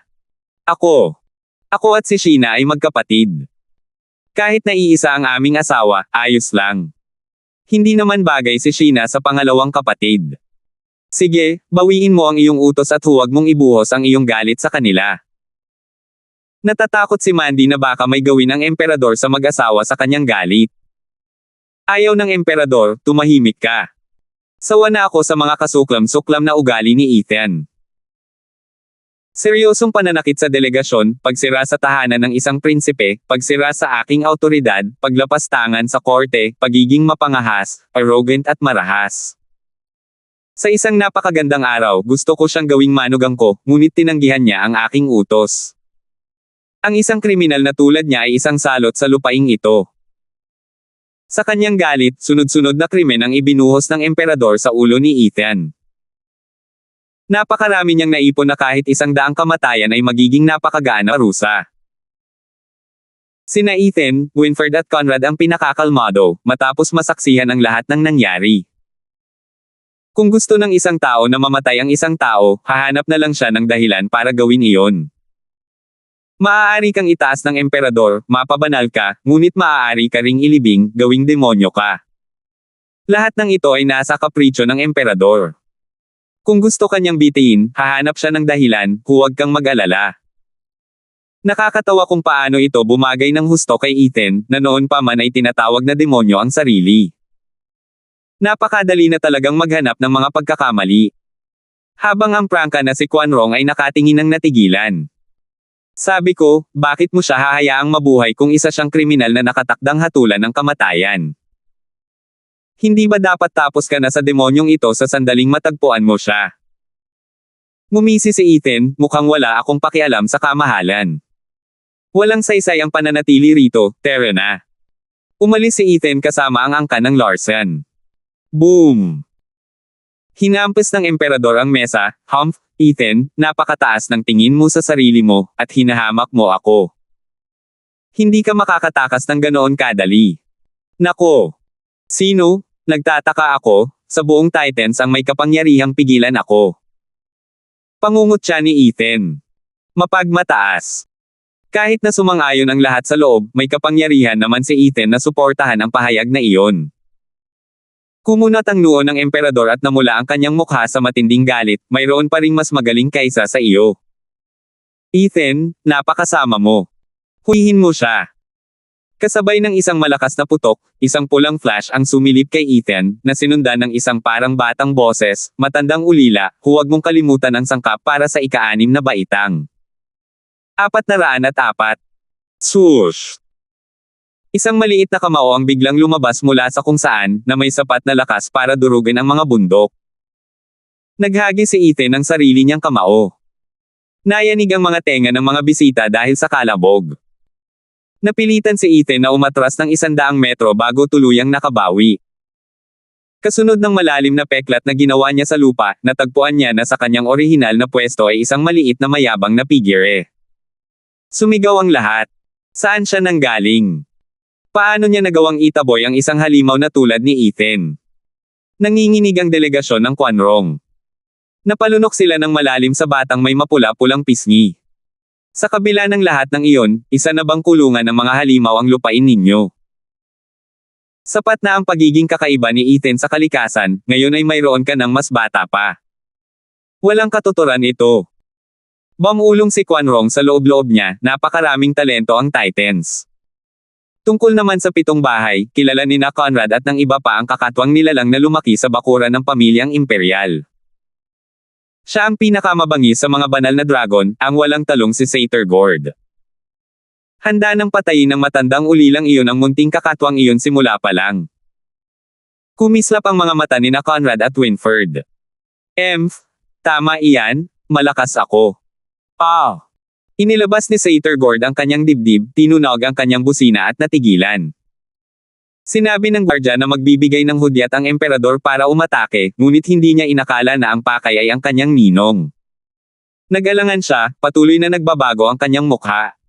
Ngumisi si Ethan, nakita ang mangyayari. Napakunot ang noo ng emperador sa kakaibang palabas. Anong nangyayari sa batang kakatwa? Bakit siya tumigil? Awkward na ungol ni Satyr Gord. Hindi na siya pinatapos ni Ethan, at ipinikit niya ang kanyang mukha gamit ang pulang braso ni Kilin. Hinarang ng instinct si Satyr Gord. Boom! Isa na namang nakakagulat na dagindong ang kumalat at lumipad ang mga panauhin. Dinala ng mga gwardya ang emperador. Ito ay isang labanan sa pagitan ng mga halimaw. Ang pananatili pa rito ay maaaring magdurog ng mga buto. Bumaril pabalik si Satyr Gord 50 metro ang layo mula sa suntok, at winasak ang lahat ng nasa layong 1 kilometro. Walang nakapansin kay Ethan na sinasamantala ang usok at mga salamin para magpadala ng mensahe sa kanya, sa ilang galaw na lang, magkukunwari akong talunan at dapat mo na akong habulin. Nagliwanag ang mga mata ni Satyr Gord at tumango. Kahit wala siya sa sarili, naniwala pa rin siyang magpapaliwanag si Ethan. Kaya't itinuwid niya ang kanyang likod, ikinumpas ang kanyang kamay, at inihagi si Ethan sa ere. Sumunod sa kanya si Satyr Gord. Napuno ng mga kalabog ang kalangitan habang nagpapalitan ng suntok ang dalawa. Ang bawat sagupaan ay nagtatapos sa isang pulso ng kapangyarihan na humahampas sa paligid. Dinudurog nila ang anumang kanilang mahawakan, sinisigurong walang sino man ang sumubok na lumapit. Ang tanging nagawa lang nila ay yumuko habang ang dalawa ay padebog na tumatakbo pabalik-balik, na siyang nagwawasak sa magarbong Imperial Palace. Bumantong hininga ang mga manunood. Ang dalawa ay nakasisilaw na mga hiyas na may pantay na pambihira at kapangyarihan. Sila lamang ang makakapagpalabas ng ganitong palabas, na matagal nang namamatay ang iba. Natulala ang mga Quanrong. Matatag ang mga Quanrong, sabi ng ilan. May tapang naman ang mga Quanrong, sabi ng iba. Ngunit nang masaksihan nila ang laban ng dalawang eksperto ng Titans, nalaman nila ang tunay na kahulugan ng hindi magagapi. Sa kabaligtaran, ang mga bituka ni Quanrong ay masyadong malambot. Bumantong hininga sina Kaden at Titus. Kung ganito ang buong Titans, mas mabuting bumalik na lang at manatili sa kama. Anong pagsalakay ang iniisip nila? Tiningnan ng emperador ang dalawang tumatanggap at nagbibigay ng suntok ng may matalim na titig. Magkamukha sina Ethan at Satyr Gord, ngunit si Ethan ay mayroon lamang brasong kilin, at ang natitirang bahagi ng kanyang katawan ay kulang. Gayunpaman, si Satyr Gord ay sumasabog sa kapangyarihan mula sa bawat hibla ng kanyang pagkatao. Hindi nagtagal at nawala ng malay si Ethan. Boom! Ang suntok ni Satyr Gord ay nagpabagsak kay Ethan sa ilang matataas na gusali. Ginamit niya ang braso ni Kilin para harangan, ngunit ang kapangyarihan ni Satyr Gord ay dumaan dito at pumasok sa kanyang dibdib, na nagtulak sa kanya na dumura ng dugo. Sus Mariosep! Hindi marunong magpigil ang Maniokis na yan. Sabi ko sa kanya, ilang suntok lang, pero malakas pa rin siya. Gumapang palabas si Ethan mula sa mga guho, dumura ng dugo at marahang nagmura. Papalapit na naman si Satyr Gord, hahaha, ulit. Kunin mo na naman ito. Na naman. Napakurap si Ethan, ayaw nang maranasan ang matinding pagmamahal ng bata. Kaya't bigla siyang umalis habang kumikislap ang kanang mata niya ng gininto ang kulay. Walang nataman si Satyr Gord kundi ang mga guho, na nagpaulan ng alikabok. Nasaan si Papa? Inilibot ni Satyr Gord ang kanyang mga mata sa paligid. Kumurap si Ethan sa tabi ni Sheena, niyakap ito at lumipad palayo. Dahil sa takot na hindi halata sa iba na natalo siya, sumigaw siya, Sus Mariosep. Hindi ko pwedeng pakialaman ang kalokohang yan. Tara na. Agad na nakuha ni Satyr Gord ang sagot. Iyon ang hudyat ni Ethan para sa ikalawang yugto kaya sumabay siya, tigilan mo siya. Kaluskos. Isang dosenang eksperto sa Radiant Stage ang hamarang kay Ethan, at tinitigan siya ng may galit. Kung nabigo si Satyr Gord, hindi sana sila nagpakita. Ngunit dahil malakas pa rin si Satyr Gord at mainit na humahabol, pinili nilang kumita ng kaunting kredito sa pamamagitan ng pagbili ng oras. Ganoon lang ba kadaling pigilan si Ethan gamit ang ilang hipon. Muling kumislap ang kanang mata niya ng kulay ginto at nag-teleport siya sa likuran nila. Habang lumilingon sila para humabol, bumukas ang mga asul na pakpak mula sa likod ni Ethan. Isang pagaspas lang ng mga ito ay nagpadala ng mga ilusyon sa kanila. Iyan ang si Phantom Wing. Mag-ingat ka. Sigaw ng isa, kahit nahuli na. Napapaligiran ng asul na imahe ang mga eksperto. Naging malabo ang kanilang mga isipan at nagkalat sila sa lupa na parang mga pay. Tumawa si Ethan at ikinumpas ang kanyang mga pakpak para bumilis pa at lumipad palayo. Napapadyak si Satyr Gord sa kunwaring galit, "Nako, walang kwentang tao. Sinira mo ang mga sangkap ko para sa ika-6 na baitang. Kapag natapos ko na siyang hulihin, ilalabas ko ang galit ko sa iyo." Binaril ni Satyr Gord si Ethan. Galit sa labas, pero nahihilo sa maliit niyang puso. "Tay, hintayin niyo po ako." Pinanood sila ng mga manunood na umalis ng may buntong hininga. Sa huli, si Satyr Gord ang nagwagi sa labanang iyon laban sa mga halimaw. Ngunit hindi agad matatalo ni Satyr Gord si Ethan dahil sa kanyang tuso. Humph! Humarap ang emperador sa dating engranding palasyo ng imperyo habang lumalaki ang galit. Ikinuyom niya ang kanyang kamay sa natatarantang angka ng Larsen, nabigo ang angka ng Larsen ng Prosperity Compound na panindigan ang kanilang pagkatao, nakipagsabuatan sa mabangis na si Ethan. Hulihin sila. Naiintindihan ko. 12 ng mga gwardya, kasama ang maraming eksperto sa Radiant Stage, ang sabay-sabay na kumilos. Umalangaw-ngaw ang mga Hajijek ng 4 na itim na grupo ang lumabas mula sa angka ng Larsen upang salubungin ang mga gwardya ng imperyo. Sa loob lamang ng 12 segundo, ang mga gwardya ay nakahiga sa lupa, pira-piraso, kasama na ang mga eksperto sa Radiant Stage. Hi!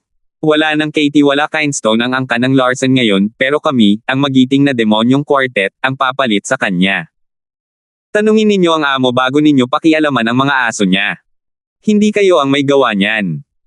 Ang 4 na itim na grupo ay nakapalibot sa angka ng Larsen habang tumatawa ng nakakatakot. Kumunat ang noo ng emperador. Bumantong hininga si Dexter at ang iba pa. Ang 4 na pigmi ay ang kanilang mga nakatatanda. Kaya hindi ba't ang kanilang amo ay ang pinuno ng angka ng Larsen? Ang kasabihang iyon tungkol sa mga aso ay hindi lubos na naaangkop dito. Pero alam ng lahat na hindi tama ang balak ng mga pigmi na iyon, kaya binitawan na lang nila ito. Nakakatawa, ang paglabas para depensa sa mahalagang oras ay nagpakita ng kanilang katapatan. Langit-ngit. Isang tili ng metal ang nag-anunsyo ng pagdating ng isang itim na figure sa likod ng emperador. Ang paus nitong boses ay nagsasabing, ang lakas ng loob mong umakto ng nakakainis sa harap ng emperador. Swoosh! Isang kuha ng anino para sa 4 na kakatwang parang kidlat. 405. Isang ungol ang nagmula sa 4 na itim na masa. Ang sumunod ay mga sigaw ng pagkabigla nang lumabas ang isang itim na kedena at bumalik sila sa kanilang orihinal na anyo. Imposible. Tuluyan na kaming nawala. Paano mo kami nagawang saktan? Sigaw ng marahas na demonyo. Sumisigaw din ang ibang mga pigmi. Hindi sila makapaniwala na ang kanilang pinahahalagahang taktika sa pagkakaisa ay madaling magugunaw. Ang figure sa likod ng emperador ay naging matatag, naganyong isang lalaking may siyam na talampakang taas na nakabaluti at hinawakan ang paparating na kumakalabog na kadena. Matapang siyang humakbang palapit ng may matalim na tingin sa kanyang mga mata, kayong 4 na maliliit na gago, maaaring kayo ay dating galing sa 3 sekta ng tagapag-alaga ng imperyo, ngunit hindi nito binibigyan kayo ng karapatang gawin ang anumang gusto ninyo. Ang pang-4 na haligi, kapitan ng bantay ng anino, hari ng anino mula sa impyerno. Bulong ni Conrad. Nabigla rin si Raisin. Pareho silang bahagi ng 4 na haligi, ngunit narinig lamang nila ang mga bulong-bulungan tungkol sa kanilang malilihim na kasamahan. Ngayon nila nalaman kung gaano talaga siya kakilakilabot. Kayang-kaya ng apat na mapanlinlang na demonyo na gupitin ang ika-6 na patong ng Radiant Stage Expert. Kahit ang isang peak Radiant Stage Expert ay kayang-kaya pa nilang subukan. Ngunit sila ngayon ay naatras sa isang galaw lamang. Ang ganitong pambihirang lakas ay tanging mga tulad ni Ethan at Saturgord lamang ang makakapagpakita. Sa apat na haligi, si Conrad ay umasa sa kanyang hindi nagkakamaling pag-iisip, si Raisin naman ay sa kanyang perpektong talaan ng digmaan, at si Bradley naman ay sa pagbabasa ng kapalaran, upang maupo sa pwesto. Ngunit si Haring Anino lamang ang nakarating sa tuktok na may purong lakas. Matagal nang nagtago ang pamilyang imperial, kaya't itinago pa nila ang kanilang mga eksperto. At ngayon, isiniwalat na nila ang isang tunay na halimaw ng Titans. Kung hindi dahil sa balanse ng kapangyarihan sa loob at labas ng korte, matagal na sana'y nasa ilalim ng kamay na bakal ng pamilya ng Imperial ang Titans, at magiging pinakadakilang angkan na hindi pa nakikita ng mga tulad ng Regent Estate at ng mga kabahayan. Napakurap-kurap si Tenzin, pinagpapawisan ang kanyang noo habang nakatingin sa emperador. Umungol ang delegasyon ng Quanrong. Patuloy lang sa pagpalo ng sunod-sunod na super expert ang Titans. Hindi naman ito mahina. Kuya, hindi ko matatanggap yan. Tere na ulit. Sigaw ni Sly Demon habang nakatitig sa hari ng mga anino. Mabangis ang mga mata ng marahas na demonyo at nagmura siya, Tere na. Kung hindi natin pupunitin ang walang hiya na iyon, hindi tayo apat na palihim na demonyo. Muli silang naging apat na itim na masa at hinanap si Shadow King. Sumanghel si Shadow King at ginawa rin ang sarili niyang itim na usok. Nagkasabit-sabit ang 5 itim na ulap, kung saan ang isa ay nasa gitna ng 4 na iba pa, at naglalabas ng mga putok sa bawat pagsalpukan. Ngunit ang anino sa gitna ay patuloy na naglalabas ng nakakalansing na ingay.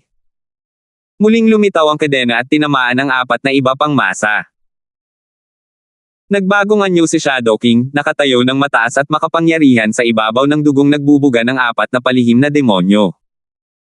Kuya, hindi natin kaya yan. Tere na. Sigaw ni Wimp Demon. Ayaw sumuko ng marahas na demonyo ng ganito ngunit tumango siya sa huli. Naging itim na usok siya at tumakas, masyadong mataba ang lalaking yan. Aalis na tayo rito. Huwag kang mag-alala, Batang Panginoon Larsen, hahanapin namin si Katie Wala-Kindstone para tulungan ka. Teka, 4 na mapanlinlang na demonyo, hindi ba't pupunitin ninyo ako? Bakit kayo tumatakbong takot? Pang-uuyam ni Shadow King sa 4 na tumatakas. Tumigil ang 4 na itim na masa at nanukso, hihihi, ang tanga-tanga mo naman. Mga elder kami ng Larsen clan. Wala na kaming kinalaman sa Demon Scheming Sect. Tungkol naman sa aming titulo, kaya na namin itong wala. Hindi naman siguro ninyo tatanggapin yan, di ba? Hihihi. Peste. Sigaw ni Shadow King. Humarap ang 4 na ulap sa malamig na mga gwardya ng imperyo at pinagpira-piraso ang isang eksperto sa Radiant Stage. Pagkatapos ay dinuraan nito si Shadow King, bulok na pala, hindi mo pa kami naririnig. Pakakawalan ka na namin ngayon, pero sa susunod ay magkakapira-piraso ka na. Ang 4 na mapanlinlang na mga demonyo ay tuluyan ng naglaho. Nagalit ng husto si Shadow King, at nanginig ang mga buko-buko niya. Hindi niya kayang humabol o aalis siya sa tabi ng emperador. Nakita ng lahat na natalo ng Shadow King ang 4 na demo, ngunit para magmukha pa ring maganda sa harap ng karamihan, pinatay nila ang isang maharlikang eksperto sa Radiant Stage bilang paraan ng pagpapakita ng katatagan at ipinagmalaki ito bago tumakbo. Tanging ang eksperto sa Radiant Stage na iyon ang kailangang magdusa sa paggawa ng eksenang ito. Una, nagbakasyon ang kanyang isipan mula sa si Phantom Wings ni Ethan, pagkatapos ay dumating ang 4 na demonyo upang hatiin siya bago tuluyang maglaho. Ang kawawang damo. Kung ang kaluluwa niya ay naaanod ngayon, malamang ay nagmumura siya ng todo, galit kayong mga tae sa Haring Anino, kaya bakit ninyo ako ibinubugbog? Sino ba ang nagsabi sa kanya na maging mahina siya? Nang si Ethan ang nagpasiklab ng mitya sa pagitan ng angkan ng Larsen at ng pamilya ng imperyo, ang huli ang nagwagi. Bukod sa mga nakatatanda, ang Batang Panginoon at binibini ng angkan ng Larsen kasama ang iba pa ay napunta sa mga kamay ng pamilya ng imperyo. Nagtipon ng mga bantay ng imperyo, at pinalibutan sila. Natarante si Andrea, habang nakatingin sa iba. Nakatingin pa rin si Dexter sa direksyon ni Ethan, at medyo kakaiba ang pakiramdam. Parang alam niyang darating ang araw na ito. Kaya kinalma niya ang sarili at sinabing, "Relax ka lang, magiging maayos din ang lahat." Ang kanyang kalmado ay nagbigay inspirasyon sa iba na gawin din ang gayon. Wala pa sa 20 taon, nananatili pa ring kalmado ang batang Panginoon sa mga mahahalagang sandali. Paano nila nagagawang mawala ang sa kanila? Tumango ang emperador sa loob. Lumaki na ang batang pinuno ng angkan ng Larsen at naging isang mabuting lalaki. May pagmamalaking tumingin si Raisin. Ang ninong at anak ay nasa magkabilang panig, ngunit siya ang nagturo kay Dexter. Ang mahinahong saloobin ng binata ay isang pagpupugay sa turo ng kanyang ninong. Ama ng imperyo, nagrebelde ang angkan ng Larsen sa Prosperity Compound. Dapat silang patayin upang mapayapa ang kalooban ng mga tao. Pakiusap, isagawa ang kanilang mga sentensya. Dahil kontrolado na ang lahat, marami ang nagpakita ng kanilang tunay na mukha, parang pangalawang prinsipe na tumatahol sa angkan ng Larsen. Nagninggis ito ng apoy sa puwet ng mataba, amang imperial, ang sanhi ng kaguluhan ngayon ay nasa katiwala lamang ng angkan ng Larsen. Ang iba ay inosente. Ama ng imperial, hindi mo dapat idamay ang mga inosente. Opo, amang imperial, wala itong kinalaman sa batang Panginoon at binibini ng angkan ng Larsen. Walang hangganan ang puso ng kamahalan. Pakiusap, pakawalan mo na sila, pagmamakaawa ni Mandy. Pinagmasdan ng emperador ang dalawa, saka sinabi, "Koronadong prinsipe, ikaw ang tapagmana ng trono. Paano mo ito haharapin? Manang na. Humph, may balak ka bang ibigay sa akin?" Naghahalo pa rin siya ng sama ng loob sa nangyari noong handaan. Ngunit hindi ito ipinakita ng prinsipe ng korona, itinatago ito sa likod ng isang magiliw na ngiti, ama ng imperyo, sa aking mapagpakumbabang palagay, ang kaitiwala ng angkan ng Larsen, si Ethan ay tunay ngang nagsinungaling at nanloko, at itinutulak ang lahat. Ngunit hindi siya mapigilan ng Regent of Prosperity. Hindi magandang ideya na hayaan ang angkan ng Larsen na panagutin ang kanyang maling gawain. Nagpakita ng pasasalamat ang mataba at si Mandy. Habang mas matalim ang tingin sa kanya ng emperador. Nang maunawaan ang ibig niyang sabihin, nagpatuloy ang Prinsipe Corona, gayunpaman, ang masamang ugali ni Ethan ay dahil sa hindi sapat na disiplina ng angkan ng Larsen. Sila naman ang may kasalanan. Para sa akin, mas makabubuting pigilan muna ang angkan ng Larsen hanggang sa mahuli si Ethan bago ibigay ang sentensya sa kanilang dalawa. Prangka ang Prinsipe Corona, puno ng katwiran at lohikal na mga konklusyon. Ngunit para sa mga matatandang asong gubat dyan, nababasa nila ang nasa pagitan ng mga linya. Pagbihag sa angkan ng Larsen para maakit palabas si Ethan. Isa itong kasuklam-suklam at mapanghamak na plano na nakatago sa likod ng isang matalinong pinoprepesyonal na kasinungalingan. Siya ang tunay na imahe ng isang tunay na miyembro ng pamilya ng imperyo. Isang kasuklam-suklam na gawain na ginawa sa ngalan ng hustisya. Ngunit ang panukala ay naaayon sa iniisip ng emperador. Ngumiti siya at tumango, "Gagawin namin ang sinabi ng aking anak." Ilalabas ng mga gwardya ang angkan ng Larsen at babantayan silang mabuti. Tumawa si Conrad sa loob. Naunawaan na niya ang pagkana ng emperador. Matagal nang nag-uusap ang dalawa kaya't nababasa niya ng kaunti ang bawat kilos ng emperador. Plano na ng emperador ang araw na ito mula pa sa simula, gayon din ang katapusan nito. Hiniling lamang niya sa iba na magsalita upang pagtakpan ang kanyang pagkakasangkot. Sa katunayan, siya ang naglalagay ng mga salita sa bibig ng nakoronahang prinsipe. Habang tinatapos din ang tripartite stalemate. Maliit man o malaki ang ingay ni Ethan sa Imperial Palace. Maliit dahil isang buhay lang ng tao ang kumitil nito at malaki rin dahil naapektuhan nito ang lahat ng bahay. Nahulaan niya na gagamitin ng emperador ang panggugulo sa Titans bilang dahilan para linisin ang lupain. "Kamahalan, hindi ko alam na mas mainipin ka pa pala kaysa sa akin."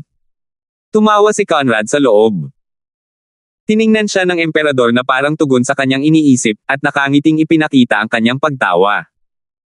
Mahal kong punong ministro, nagsisimula pa lang ang laro.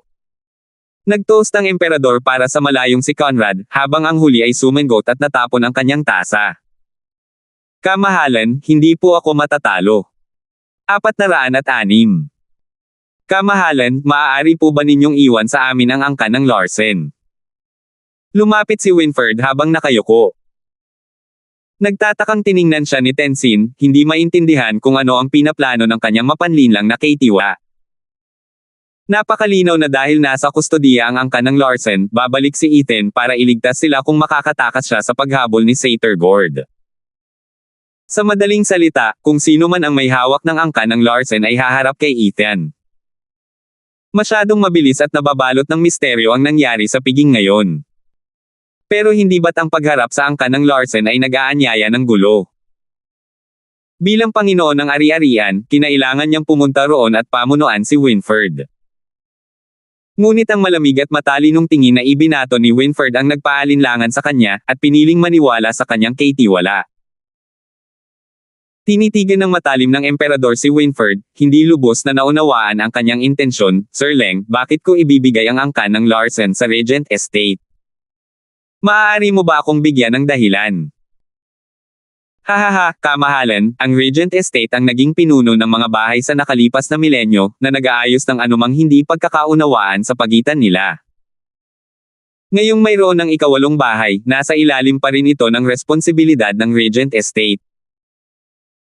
Dahil sa mga karumaldumal na krimen ng angkan ng Larsen, hinihiling nito sa Regent Estate na tulungan ang kamahalan sa paghuli sa traidor na si Ethan bilang babala at halimbawa sa mga bahay. Pumupuri si Winford ngunit kahit sinong may talino ay mahahalata na nakikipag-usap siya sa emperador. Mapapalis natin si Ethan at ibibigay mo sa amin ang mga bahay. Saka lang tayo mag-aagawan ng trono. Isa itong malinaw na pagkakataon para hatiin ng emperador ang kapangyarihan. O kaya naman ay harapin mo na lang ang halimaw ng mag-isa. Wala kaming pakialam. Hinampis ni Tenzin ang hita niya, at nakuha rin niya ito. Nakakahiya ang pagharap kay Ethan, totoo, pero ang paggamit sa kanya para makuha ang mga bahay ng hindi nangungulit ang pamilya ng imperyo ay isang magandang laro. Ang bilis talaga ng takbo ng suntok ni Sir Leng. Iyan ang ating hindi kapani-paniwalang kontratista. Kumislap ang mga mata ng emperador, ngunit kumerba ang kanyang bibig, dahil may ganitong intensyon ang Regent Estate. Sige. Sa iyo ang mga ito para hawakan ayon sa gusto mo. Siguraduhing makipagtulungan kay Satergord at hulihin ang traidor. Dapat ding pagtulungan ng ibang mga bahay ang kanilang mga pagsisikap. Gamitin ang Demon Purging Decree sa tamang sandali kasabay ni Marshal Drake. Sinusunod namin ang utos ng kamahalan. Habang nakayuko silang lahat, tanging ang Hell Valley, Pilking Hall, at Merrywoods lamang ang mukhang masaya sa muling pangunguna ng kanilang amo. Ang Veiled Dragon Pavilion, ang mga Drifting Flowers Edifices at ang Sword Marquis Abode ay puno ng kapitan. Si Ethan ang kanilang kakampi na kinailangang salakayin nilang lahat, na pilitang mapunta sa isang sulok. Ngayong nakuha na ng Regent Estate ang utos na patayin si Ethan, kinailangang sumunod ang 6 na bahay. Sa pamamagitan ng planong ito, matutupad nito ang sarili nitong agenda na lumunin ang mga bahay. Magulong panahon ang naghihintay sa 3 kalyadong ito. Tiningnan silang lahat ng malamig na tingin ng emperador, na wala na ang aking gana para magdiwang. Pinalis na kayo. Umalis siya ng mapatla, napapaligiran ng mga gwardya at ng Haring Anino. Gusto pa sanang magmakaawa ni Mandy para sa angkan ng Larsen, ngunit natakot siya sa malamig na tingin ng kanyang ama. Ang walang nakapansin ay ang mahinang kibot ng kanyang bibig pagkalingon niya. Binabati kita, kamahalan. Naging maayos ang lahat. Hindi ko kailanman pinangarap na ang tuso at tusong si Ethan ay matatalo ng ganito kadali. Yumuko si Shadow King pagkatapos ng ilang distansya, ipinapadala ang mensaheng ito sa emperador. Tumawa ang emperador, ngunit may bahid ng pagdududa ang sumilay sa kanyang noo, naging madali lang naman, marahil ay napakadali, kaya hindi ako mapakali. Bukod sa bagay kay Mandy, marami pa akong nakahandang panlilinlang, ngunit siya ang unang nahuli. Naguguluhan ako kung paanong ang isang matinong lalaking tulad niya ay nahulog ng ganoon kadali. Masyadong nag-iisip ang kamahalan. Sa aking palagay, hindi si Mandy ang naiirite sa kanya, kundi ang nangyari kay Sheena. Kamahalan, sa esoteric debate, nabaliw siya sa isang babae. Nabalitaan ko na may mga katangian din si Miss Sheena na katulad ng sa babaeng iyon. Kaya mas malamang na nagpalit siya ng bait dahil sa kanya. Tumango ang emperador, sana nga, pero lalo lang itong magdulot ng mas maraming tanong. Bakit nag-propose ng kasal ang pangalawang prinsipe sa banal na dalaga, na siyang dahilan kung bakit naudyok si Ethan? Masyado itong maginhawa. Hindi ako ang magsabi, pero ang pangalawang prinsipe ay makitid ang isip at maliit ang pagkatao. Sinira ni na Ethan at ng banal na birhen ang kanyang tahanan, kaya naisip niya ang panukalang ito para lang magalit sa kanya. Ginamit niya ang pangalan ng kamahalan para ipagpilitan siya. Tulad ng sino mang bata, siya ang unang lumalapit sa kanyang ama tuwing siya ay pinatatanggal. Tumigil ang emperador, saka tumango, hahaha, oo nga. Ganoon naman talaga ang estilo niya. Pero tinulungan niya ako. Pero kailangan kong baguhin ang ugali niyang ito, baka magdulot siya ng gulo. Matalino ang kamahalan. Yumuko si Shadow King. Nagpatuloy ang emperador, gayunpaman, batay sa aking mga hula, nagboluntaryo ang Regent Estate na manguna sa pakikipaglaban kay Ethan. Plano kong hayaan ang mga asong iyon na magkagat sa isa't isa hanggang sa hindi na sila makagalaw, ngunit ang pag-aalsa ay mas maganda pang ang naging resulta. Kamahalan, mas madali pa itong intindihin. Hindi tanga si Winfred at dahil si Ethan ang sentro ng kaguluhang ito, ang numero unong kaaway ng publiko, naramdaman niyang may mali at ayaw niyang maging pasibo. Hindi ba't gusto niya, ang pamunuan ng 7 bahay, ang gusto ng kamahalan. Magiging maganda ito para mapalawak ng kampanya ng Regent Estate ang kapangyarihan nito. Oo, tama si Winfred sa palagay niya. Pero, sa tingin ba niya ay hahayaan ko na lang siya? Humph! Tingnan na lang natin kung sino ang mas mabilis sa kampanya niya, akin o sa kanya. Kumislap ang mga mata ng emperador habang naglalakad kasama si Shadow King. Samantala, binawi ni na Winfred at Tenzin ang angka ng Larsen mula sa mga kamay ng mga bantay ng imperyo at nilisan ang palasyo ng imperyo. Panginoon ng ari-arian, ang pagkakataong ito ay may kaakibat na panganib. Kailangan nating kumilos ng mabilis o sa oras na maalis ng pamilya ng imperial ang lahat ng mga especially iya mula sa korte, tatalikod siya sa atin. Seryosong wika ni Winfred. Tumango si Tenzin, Sir Leng, mahusay ang ginawa mo. Bagamat plano ng emperador na mapagod tayong dalawa, kung hindi natin susubukan ang pagkakataong ito, lalamunan niya tayong lahat sa kalaunan. Ngayon na ang oras para kumilos kapag masyadong abala ang pamilya ng imperyo. Oo, dahil si Ethan ang kausap natin, hindi rin natin maaaring takutin ang pamilya ng imperyo. Ito ang unang pagkakataon sa kasaysayan ng Titans na walang panig ang kailangang magbantay sa isa't isa. Pero ito rin ang pinakamapanganib. Kung mahuhuli tayo sa pag-iisa ng mga bahay, magmamarcha ang pamilya ng imperyo sa lahat ng dako natin. Bumantong hininga si Winfred, ang buhay o kamatayan, ang panalo o ang talo, lahat ng ito ay nakasalalay sa kung ano ang gagawin natin sa panahong ito. Ang ganitong pambihirang pagkakataon, na puno ng pagkawasak, ay dapat gamitin ng may lubos na pag-iingat. Ginoong Leng. Nabigla si Tenzin, naging maayos ba ang pagpupulong? Huwag kang mag-alala. Nawalan na ng tiwala ang bata sa ikalawang henerasyon, kaya nagpa siyang kumampi sa atin. Sa tamang sandali, bibigyan niya tayo ng oras. Tumango si Winfred. Kumalma si Tenzin, ang mga matang kumikislap sa kabangisan. Malapit nang matupad ang matagal ng minimithi ng Regent Estate. Manalo man o matalo, ito na iyon. Ipinabalik ni Conrad ang delegasyon ng Quanrong sa garrison, ngunit habang papunta sila roon, binalot siya ng pag-aalala. Ginoong punong ministro, ano iyon? Tanong ni Kaidan. Natagalan bago sumagot si Conrad, ang nangyari ngayon ay dahil ang matandang lalaki ang nagpagawa nito. Napilitan si Ethan na tumakas. Pero, bakit kumilos agad ang matandang lalaki?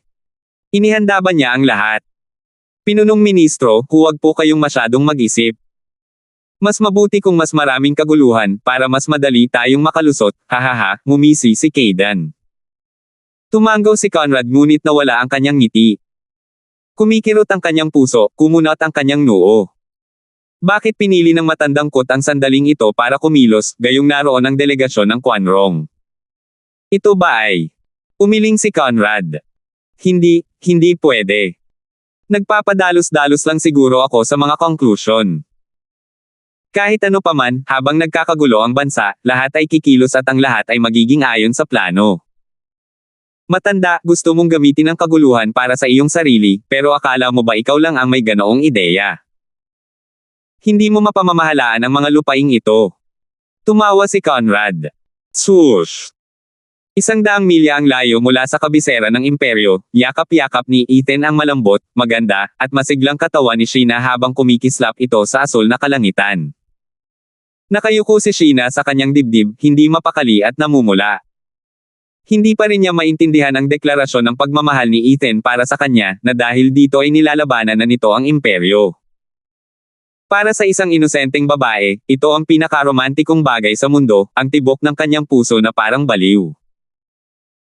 Bagamat sinasagot ng angkan ng yun ang mga kahilingan sa neutral na paraan, responsibilidad nilang tulungan ang mga tao. Samantalang si Ethan ay isang tunay na kontrabida. Wala talagang pagkakatulad ang dalawang ito. Ngunit sa di malamang dahilan, naramdaman niyang naimpluwensyahan ang kanyang dalisay na puso ng nakapandidiring at maangas na halimaw na iyon. Hindi niya ito maalis sa kanyang isipan. Sush! Sa pagkakataong ito, sa isang kislap ng pula, lumapit si Satyr Gord mula sa likuran. Salamat po at sinamahan ninyo ako, ingat lagi mga master.